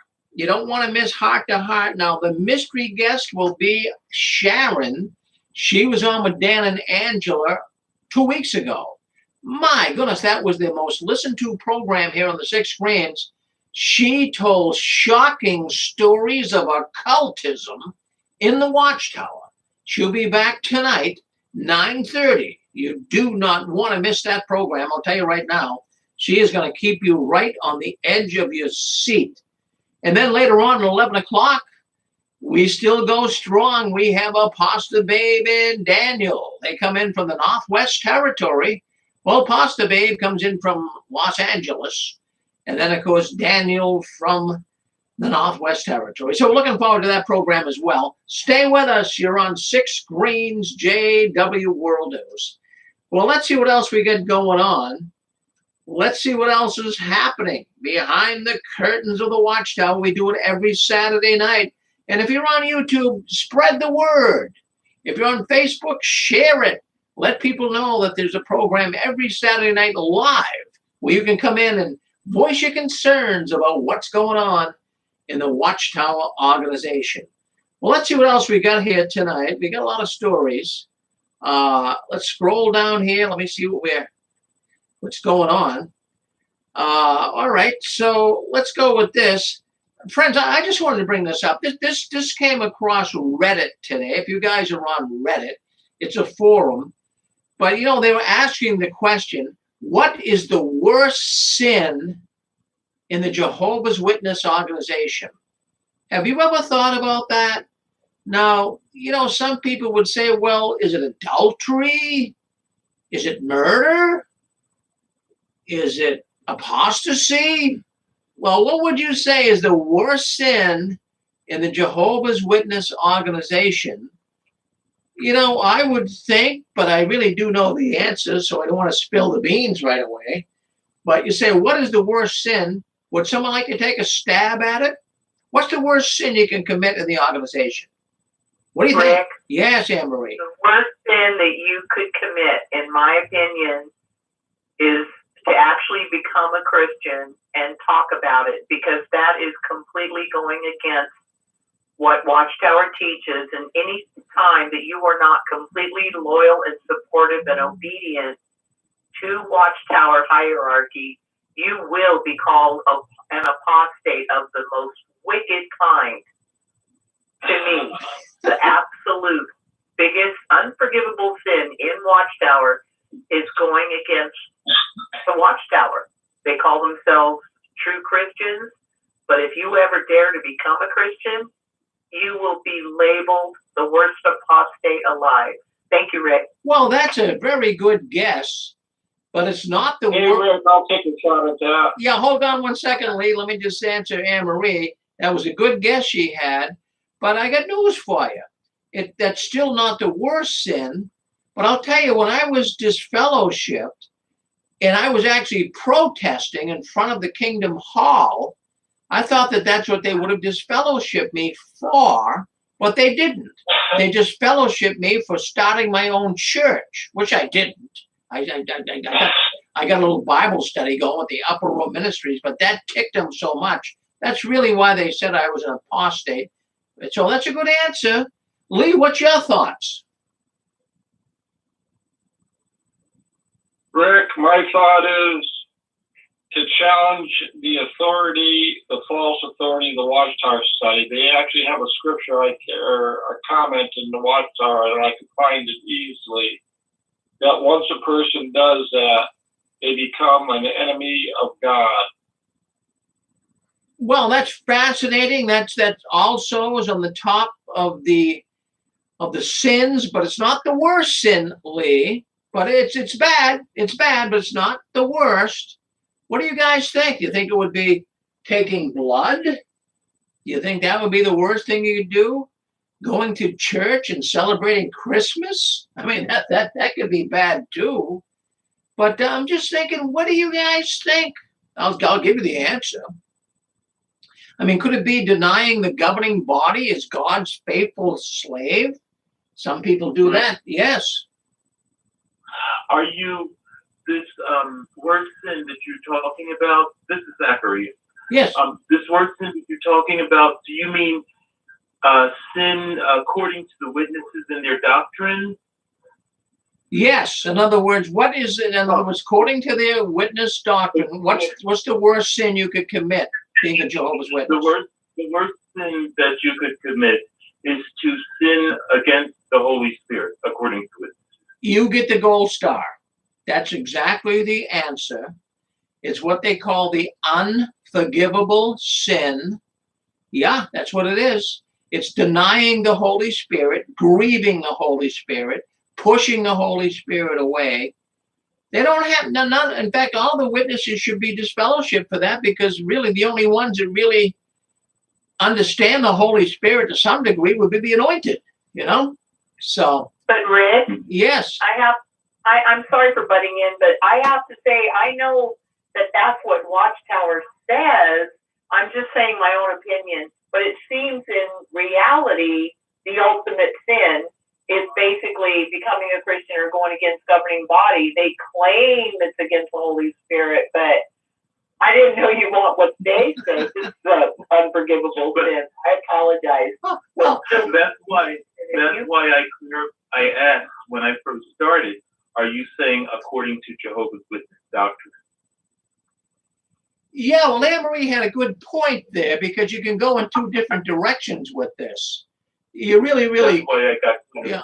Mm-hmm. Well, thank you, Zach. No, that kind of clarifies it. But that's what they would say. But what they say and what they mean are two different things. We all know that. So, Anne-Marie, you're right too. You're right too. I mean, just step into a church and see how long you stay in the organization. You're a goner, you know. All right. We got more coming. We got a full. Boy, people are calling in here like crazy. Someone else want to speak up? You're in the green zone. Go ahead. You're with us. All right. They like that. Well, you know, you could even say, well, what is the worst sin? Would it be being a homosexual? No, it's not that. It's not that at all. The worst sin, really, as we just said, according to their doctrine, according to what they write, even though what they say can go all over the map, but they're saying grieving the Holy Spirit. If God, Jehovah's Spirit's coming to you and I don't want to be a Jehovah's Witness, I don't want to have Jehovah in my life, that's it. You're done. You're a dead cookie. That's what they say. All right. So we'll move. Like, I think the worst sin, though, regards the governing body and the people, all the JWs that are refusing blood and die. I think that's the worst sin. They make them think that Jehovah wants them to do it, when in fact it's 7 old guys in Brooklyn that's telling them do not accept blood. And some witnesses do live, but some die. I think they should be under a jail for that, playing with people's lives like that. So many people have died because of that one thing. And now they can take a blood fraction or something? I mean, really? I think that's a sin. I think they should be under a jail for that, making up these rules and having them think that, oh, Jehovah said we can't. Not Jehovah said it. These 7 old guys said it. Well, you're absolutely right, Shirley. You're nailing it. You're nailing it, but, you know, they make their own rules up, and what do you really do, you know? Yeah. Thank That's you. playing with life. But I mean, they play with life and death, obviously. Do not take blood. Do you know how many witnesses have died because of that? Oh, And thousands. kids and Thousands. pregnant women and all this. And they're doing it for Jehovah. Yep. I'm with you. I'm with you. Go ahead. You're on with us. Go ahead, sir. Yes, Rick. Yes. I'll say that another worst thing that could be committed is telling a lie, and we know that the Watchtower is responsible for false prophecy. Just as mentioned, if you look at Matthew 7, from 1 all the way down, it says Jesus says, "Beware of false prophecy. Those who are in sheep clothing but are in their wolf's clothing in the same time. They mix together. So and we realize that the witnesses recruit one another into believing that they are a perfect organization, but in reality has failed.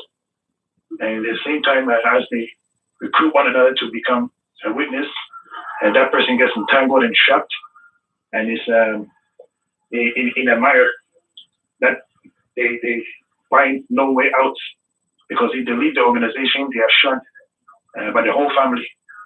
So and it's caused devastating, murderous results. Of course, we all know the incident 3 years ago at Keel Harbor, Michigan, where the people murder suicide, and there's a lot of murder suicides going on, and people killing themselves. The rate is over mostly on men than it is in women, or vice versa. And Watchtower is not guilty, and I say that's another sin that could commit. Well, I'm with you. We're on the same boat, Jeff. Thank you. Thank you for checking in with us. Appreciate it. Always enjoy your comments. Thank you, Jeff. Thank you. Well, there you go. So the unforgivable sin in the Watchtower, grieving the Holy Spirit. But friends, don't take it to the bank and cash it. There's many things that can get you kicked in the butt and thrown out of the organization, but they use that as a stepping stone. They use that as when they say grieving the Holy Spirit, they say pushing away the Watchtower. That's what they say.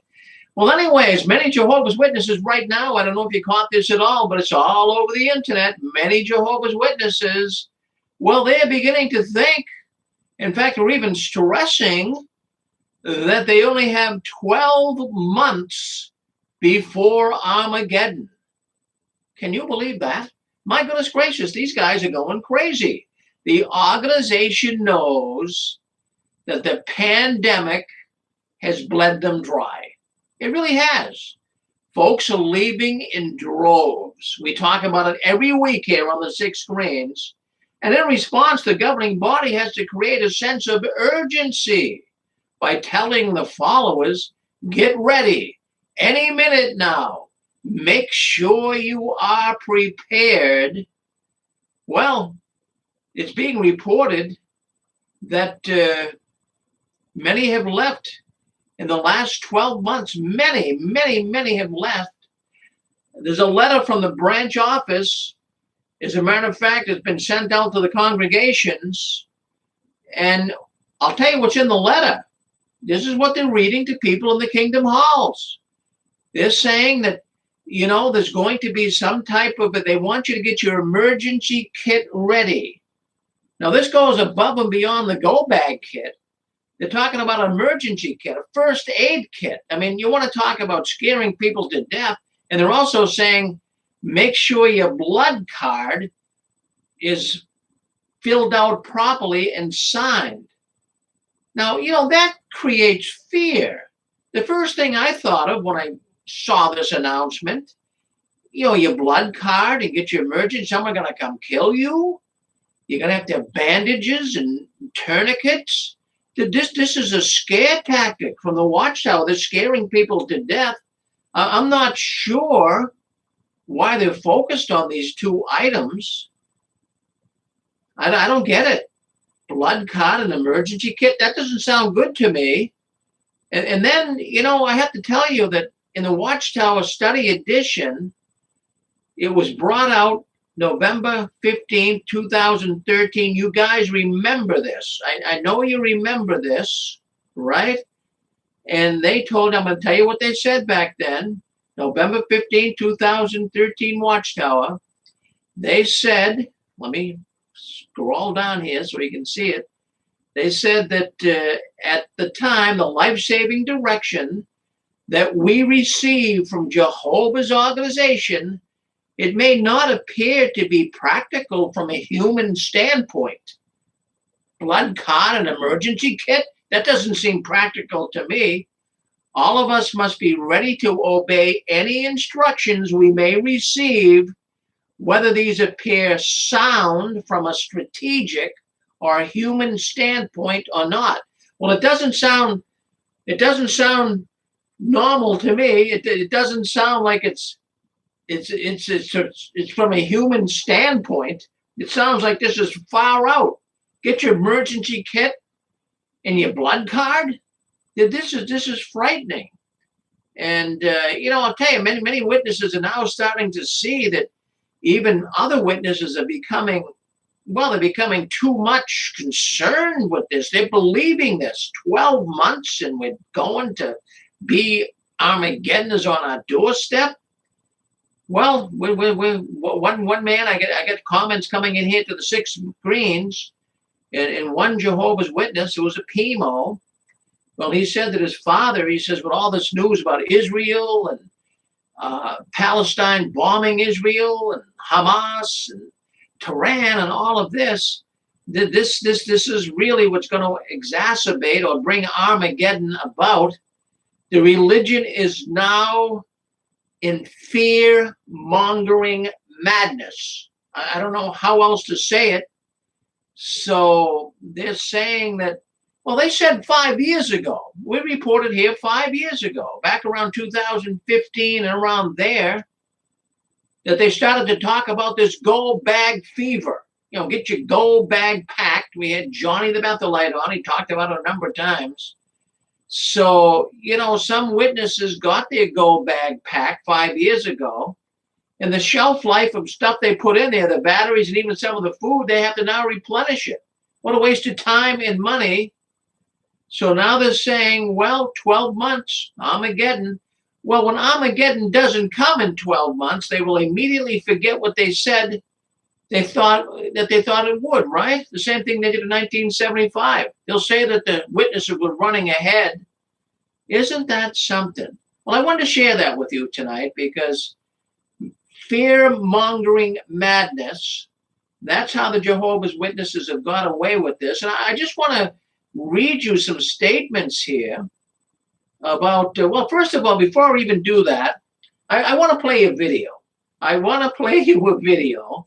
I think it's very important you see this video. Stephen Lett. Well, we all know who he is, right? Well, let's see if we can't get that video up. I want to play it for you. And he's talking about how close we are to the, well, let's see if we can't get it up. Just hold on 1 second here, and I'll play this for us. Just give us a second.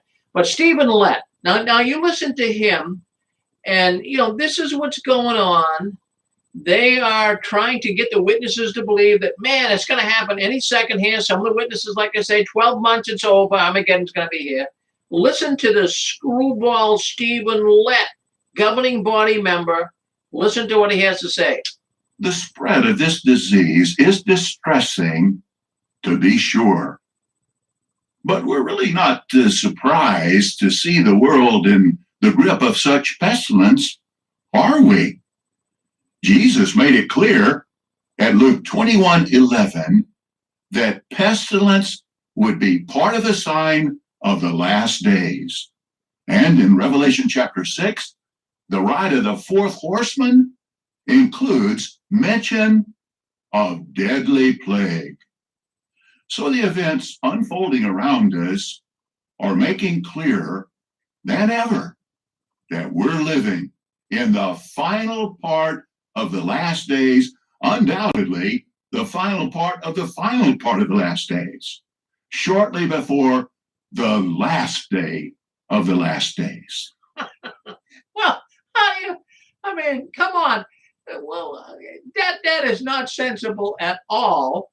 I find that screwy. Well, Last day of the last days. Well, let's play it again. Now you listen to this. And is this man sensible? Really?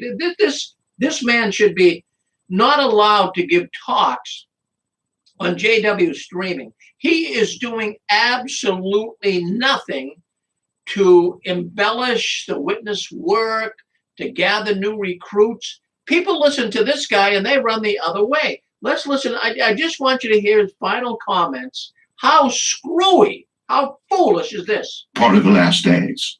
Shortly before the last day of the last days. Well, there you go. I mean, do what you want with that, but we've heard that before, haven't we? The last days. How long have they been saying that? For many, many years. And there they are.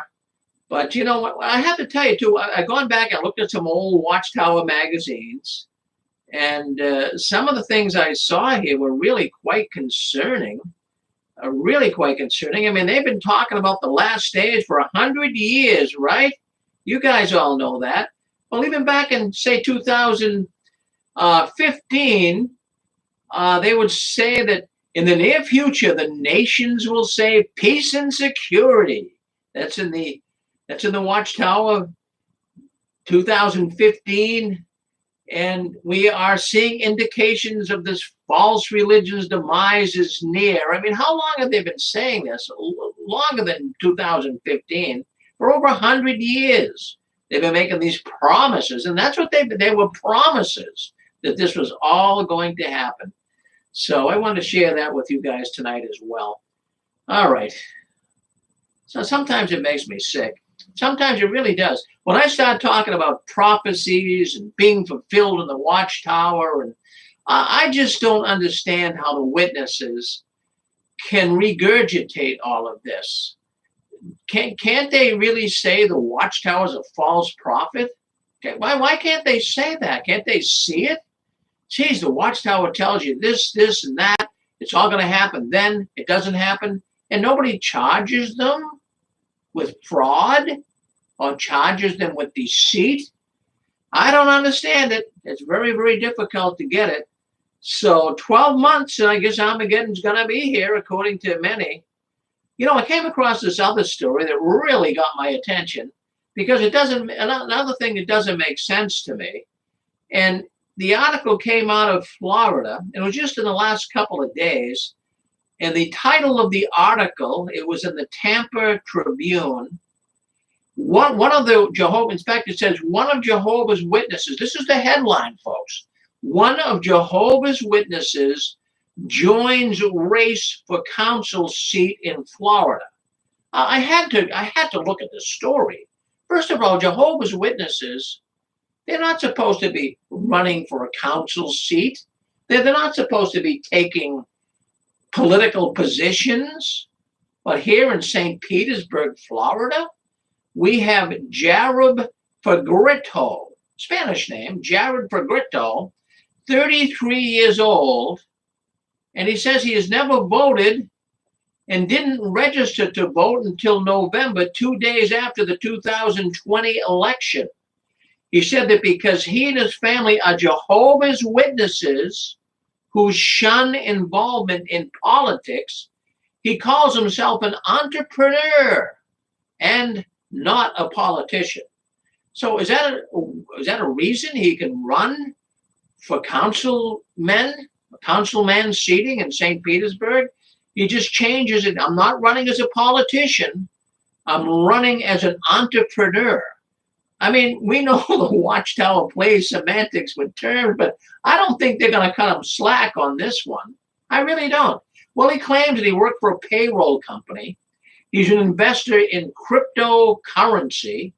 Obviously, he must have made some money because he says he quit his job. He started a software company, and he seems to be doing pretty well. So this man is kind of walking on thin ice here. He says he has conservative views. He's a Republican. And he says, my intention with running is to bring America's dream back. This guy does not sound like a Jehovah's Witness to me. I mean, he really doesn't. And, maybe he goes to the same congregation the Williams sisters go to. They get some slack cut to them. But, just because someone identifies themselves as one of Jehovah's Witnesses, it doesn't mean that they are recognized by the local congregation. He might not be baptized. He might not even be disfellowshipped. But, he might go to a meeting a few times a year and he embraces the label of Jehovah's Witness. Now, that must really annoy the Watchtower. Think about it. They must really get ticked off when someone claims to be a witness and they're doing something like this, like running for office. So, most of these people making these claims are not really living up to Watchtower standards, right? And stop and think about it. It sounds strange, but when you really think about it, it's not really that strange that a person could identify as being one of Jehovah's Witnesses. Think about it. Maybe when he was young, maybe he went to a few meetings, maybe he adopted the religion. It had meaning to him, but he had a limited understanding of it. So he's a Jehovah's Witness today. At least that's what he's telling the Tampa Tribune. And so, it's something that I thought about. He never probably was baptized, but it's like the Williams sisters, right? People have always asked, well, is she a witness or isn't she a witness? Well, she never was baptized, but she identifies with the witness movement. So that can happen a lot. And there are many people that aren't bona fide baptized Jehovah's Witnesses that, well, they believe in the 144,000, they believe in the New World, they believe in Armageddon, but they never really immersed themselves in baptism. They never became a full-fledged witness.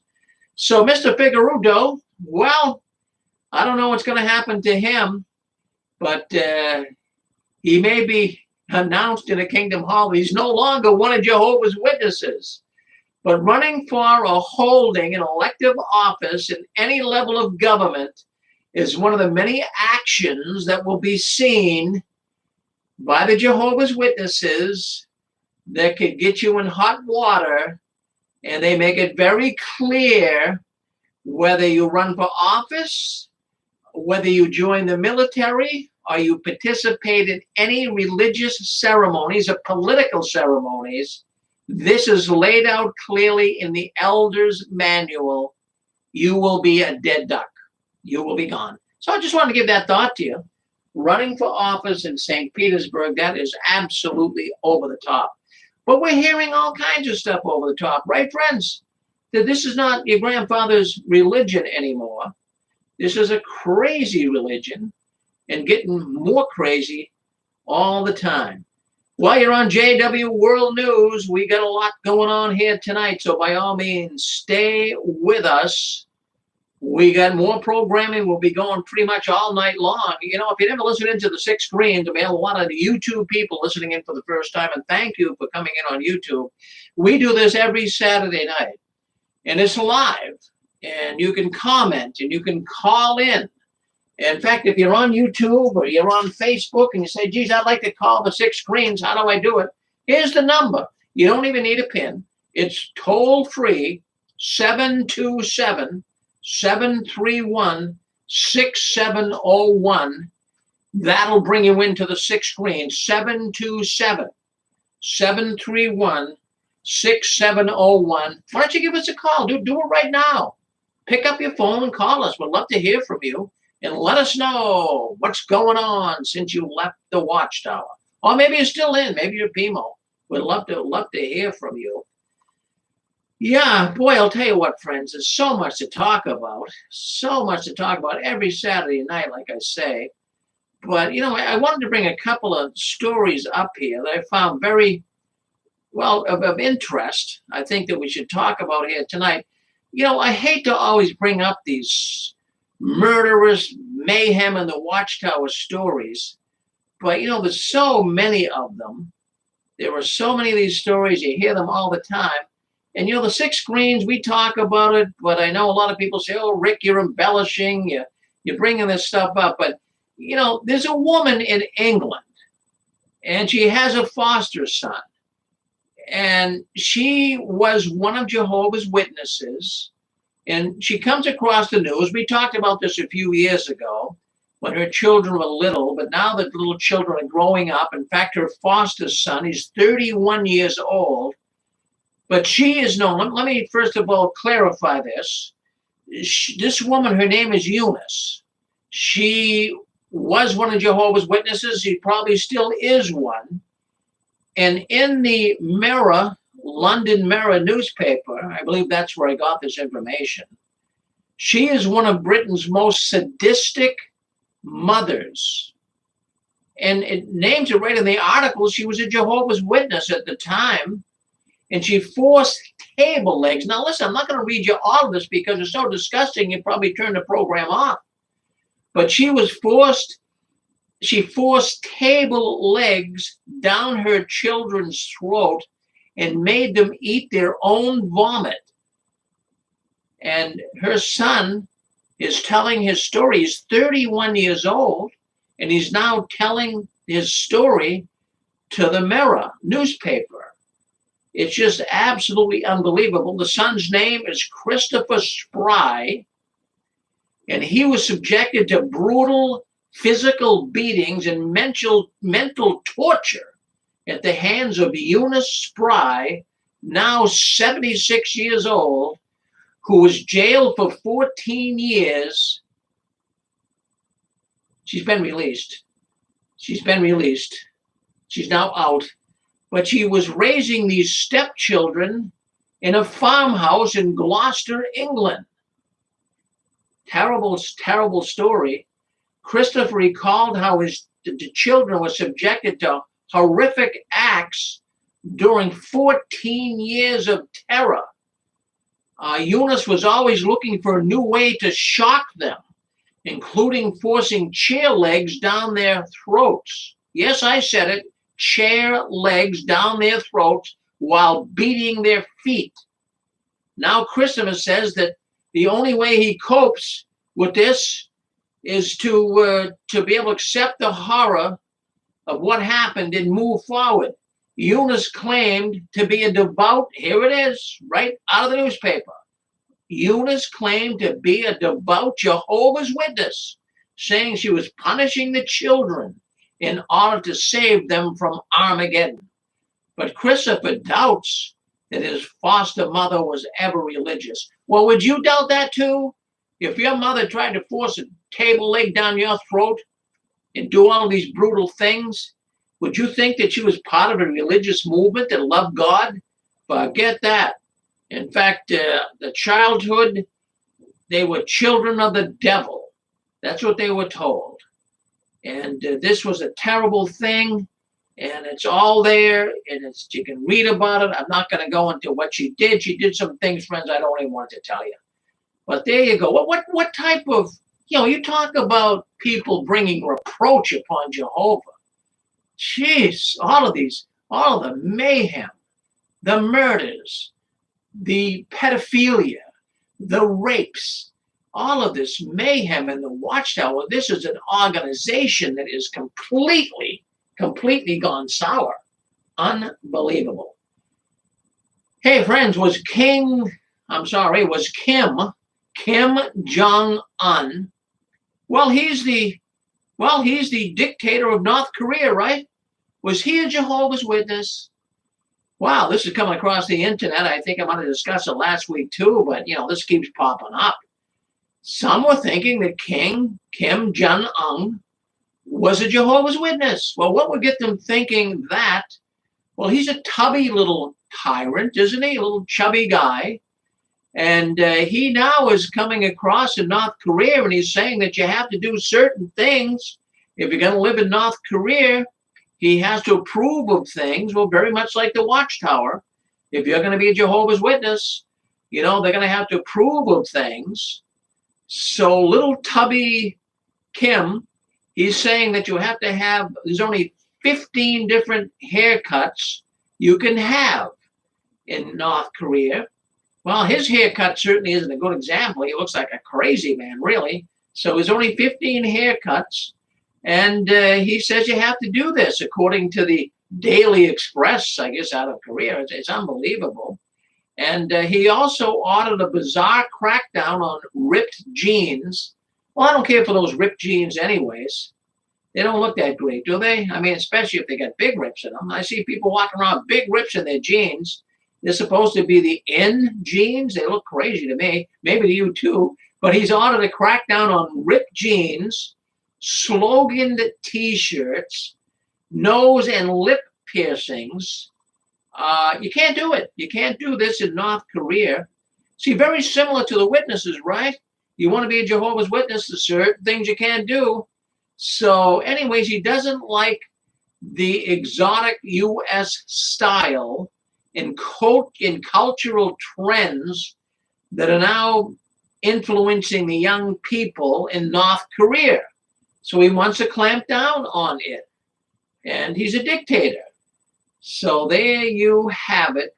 History teaches us a crucial lesson that a country can become vulnerable and eventually collapse like a damp wall, regardless of its economic and defense power, if we do not hold on to our lifestyle. That's the comment from him from North Korea.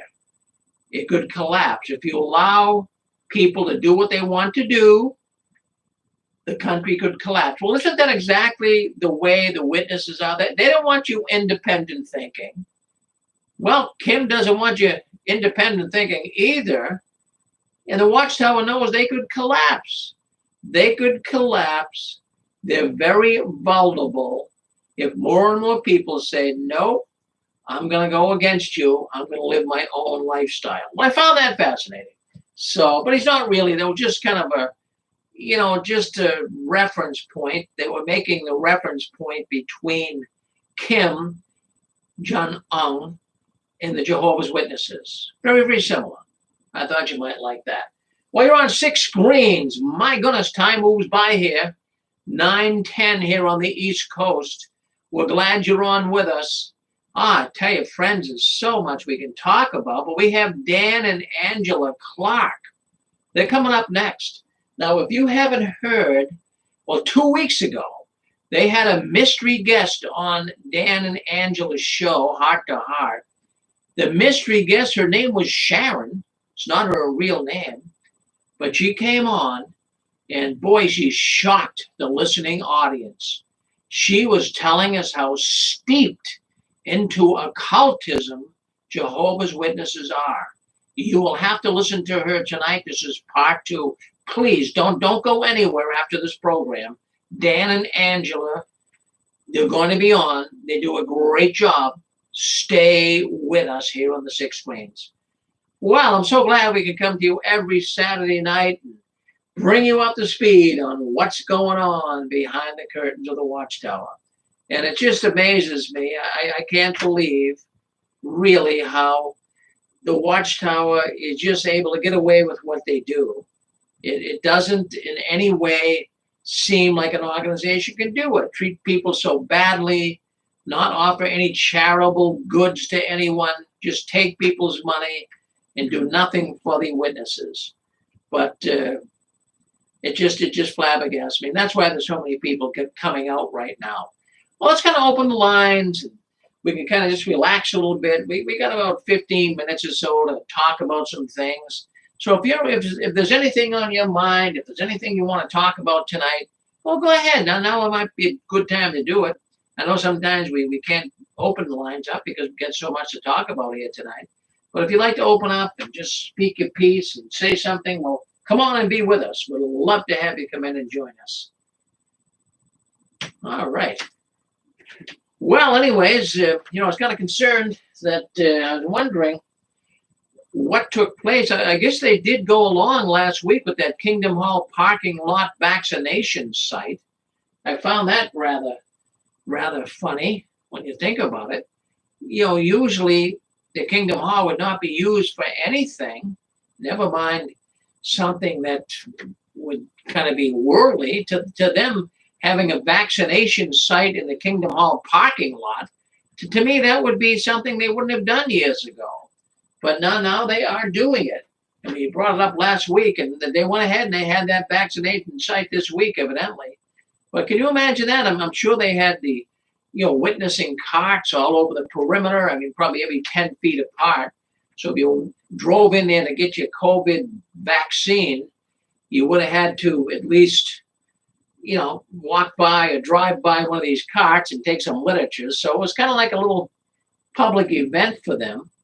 So I found that kind of interesting that they actually did. So one woman wrote me and said, "Is that for sure that they had it?" Yeah, they did. They had it. There was actually an advertisement up out in San Diego, California. That was actually saying they did have it. All right, you're on with us. Yes, Anne-Marie.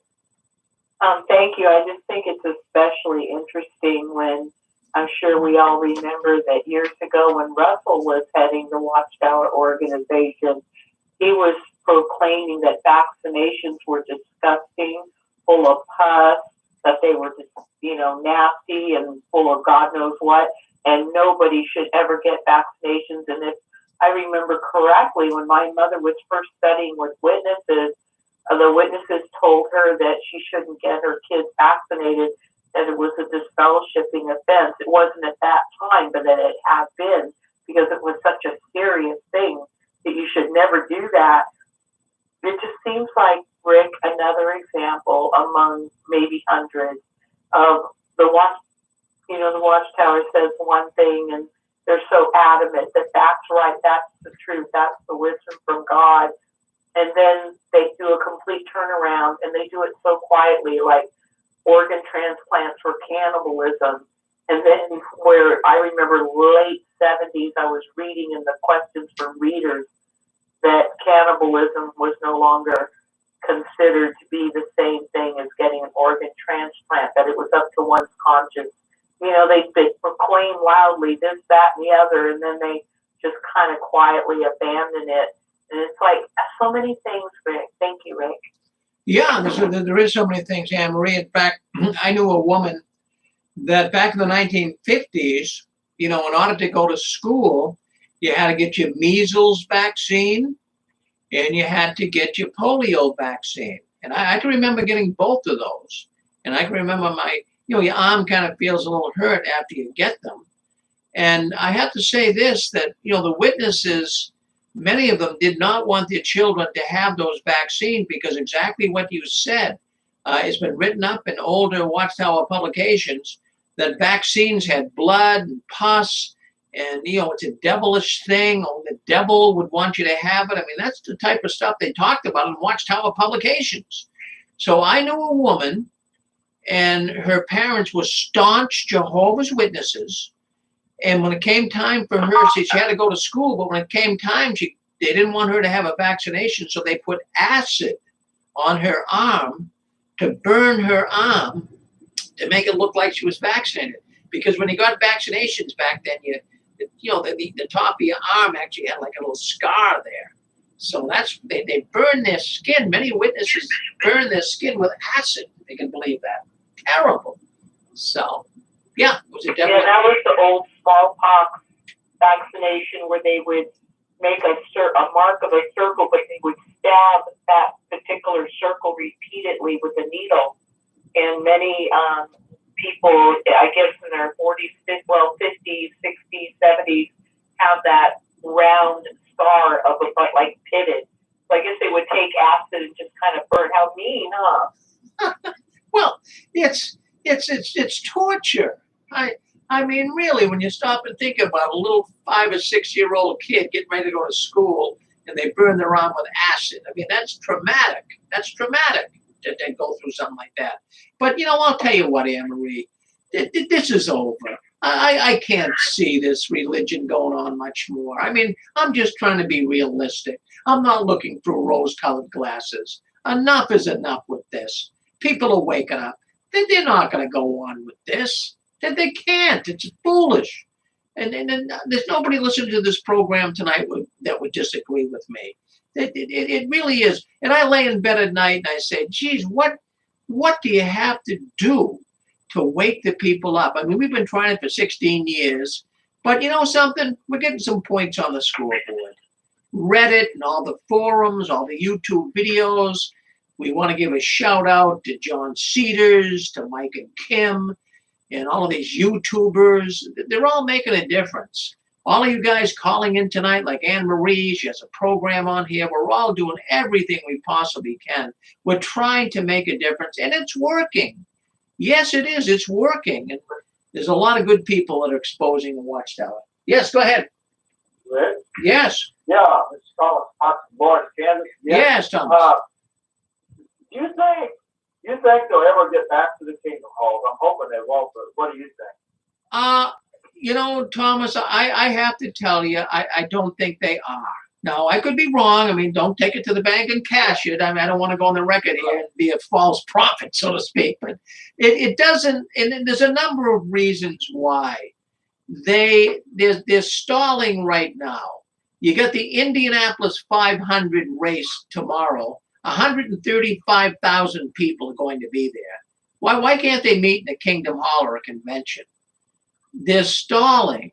They don't want to go back because it's fitting right into their business model of selling these Kingdom Halls off. And not only that, and not only that, Thomas, if they did go back, it's going to be shocking to the witnesses going into an empty Kingdom Hall. They're going to say, where is Brother and Sister Smith? And where'd the Joneses go? And how about the Gaglionis? Where are they? Where are they? We don't see them. They're gone. So it's going to be embarrassing. I just hope that a bunch of us can make a difference, voicing our opinion about this organization, how they've done things before they ever get this media center. And I'm hoping that Ramapo, New York, will say, hey, wait a minute, we can't have that here. Well, we remember the battle Custer's Last Stand. And we got to do everything we can to stop that. I will be going up there. We'll be doing a Facebook Live, YouTube Live. We'll be up there protesting and what have you, because we got to stop this. We can't let this go on. This is their last stand. If they pull this thing off, they're going to get what they want. They're going to get a lot of new recruits coming in that don't have any clue to who the witnesses are. And all of these melodramatic, that song even, listen, obey, and be blessed. The catchy little songs. I like the songs, and it's appealing to people. And the videos are pretty good quality. We got to stop these people because they're recruiting people that don't know anything about Jehovah's Witnesses. Exactly. I'm with you 100% on that. Well, good man, Thomas. Good man. So I'm not going to give in, up, or out. I'll be on the phone and writing letters to the newspapers on Tuesday. I'm looking forward to it. And just voice our opinion. You know what it is? I mentioned earlier, in fact, Anne-Marie kind of liked the illustration, but David and Goliath. We're just little people. The Watchtower, even though they're not as big as the Catholics, but they are, they're a force. They've got 8 million members, they claim. And they got lawyers, and they got money, and they try to shut people like us down, Tom. That's the way it is. The big guy, the guy with the gold, and the guy with the momentum, that's the guy that wins. But we just hope that some of the stuff we're saying will leak through and get some people to think. Yeah. So, anyways, well, my goodness, I tell you what, friends, time goes by so fast. But we love talking to you. And, this is my favorite night of the week, where I can come in and talk to you folks. And, we do it in real time, like I said earlier. And this is what can really help Jehovah's Witnesses. There's many right now. There's some people listening to this program. They might be in a bedroom in their house. They're being shunned.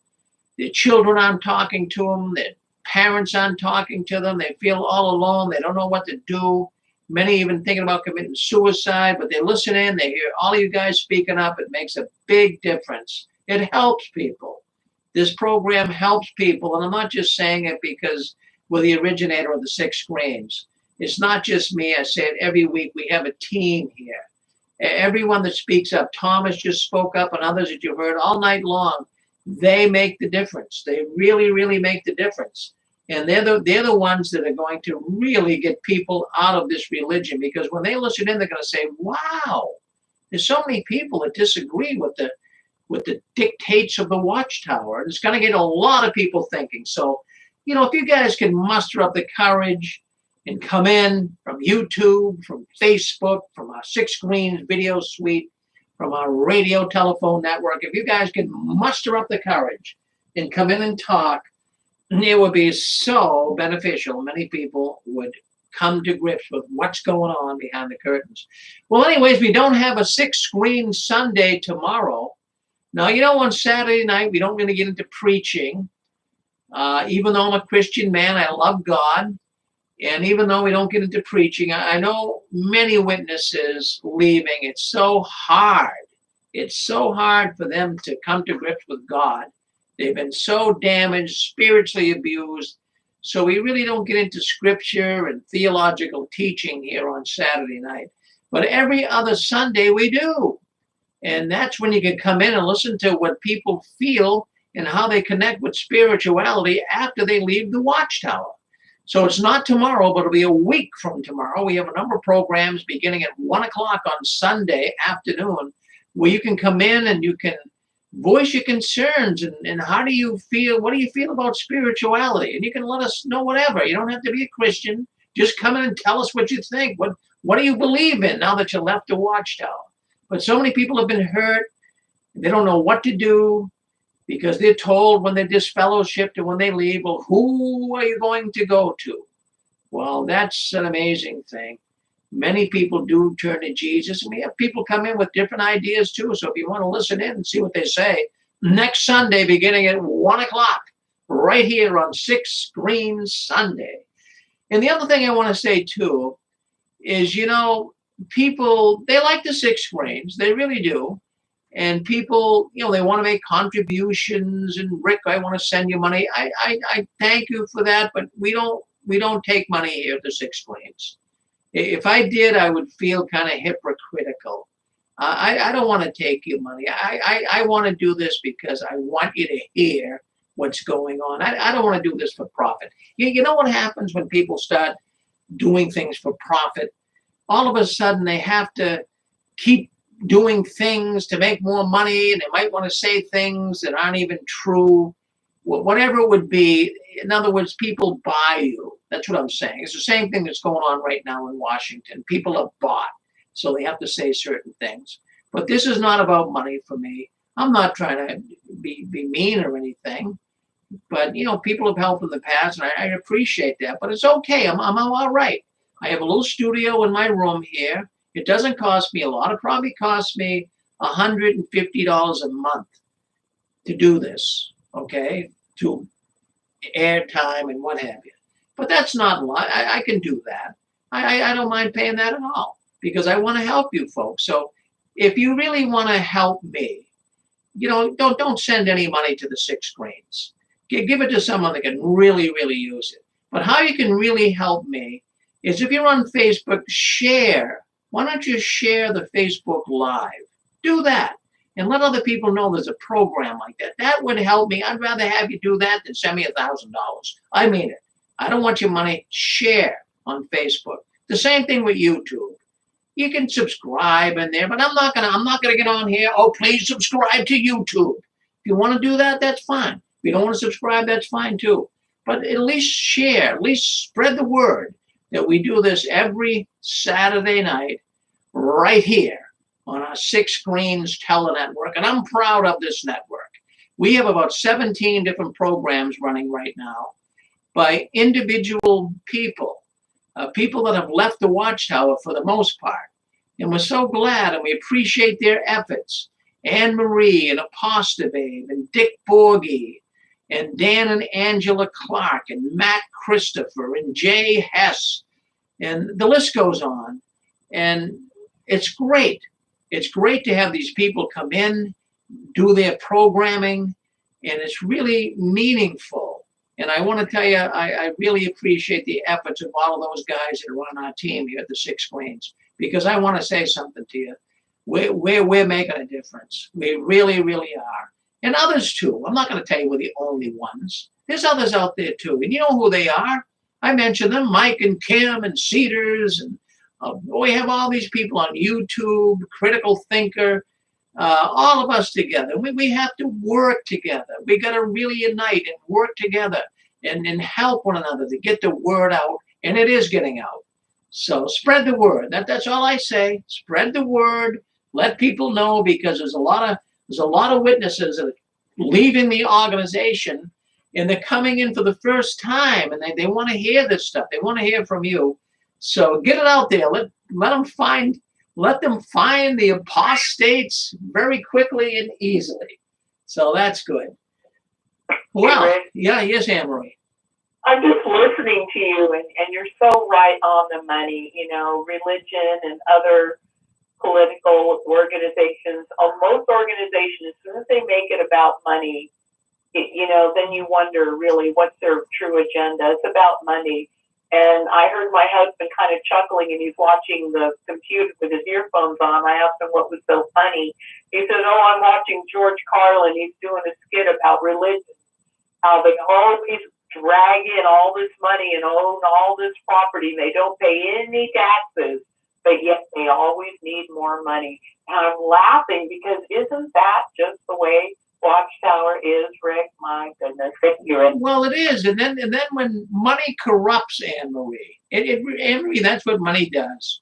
It corrupts, and might start off in a nice, gentle way, but when money gets into the game, it messes everything up. But yeah, I agree with you. And they messed the Watchtower up. I mean, even Russell, as much as he was a cult leader, he said that they'll never ask for money, but I mean, that's not the case today, is it? It's crazy. All right. Thank you, Anne-Marie.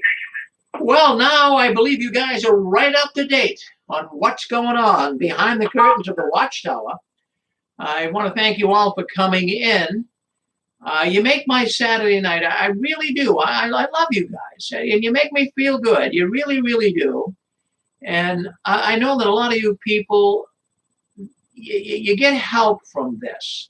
And I want to thank all the people that called in tonight from pretty much all over the world, all the people listening in through our various networks. Thank you.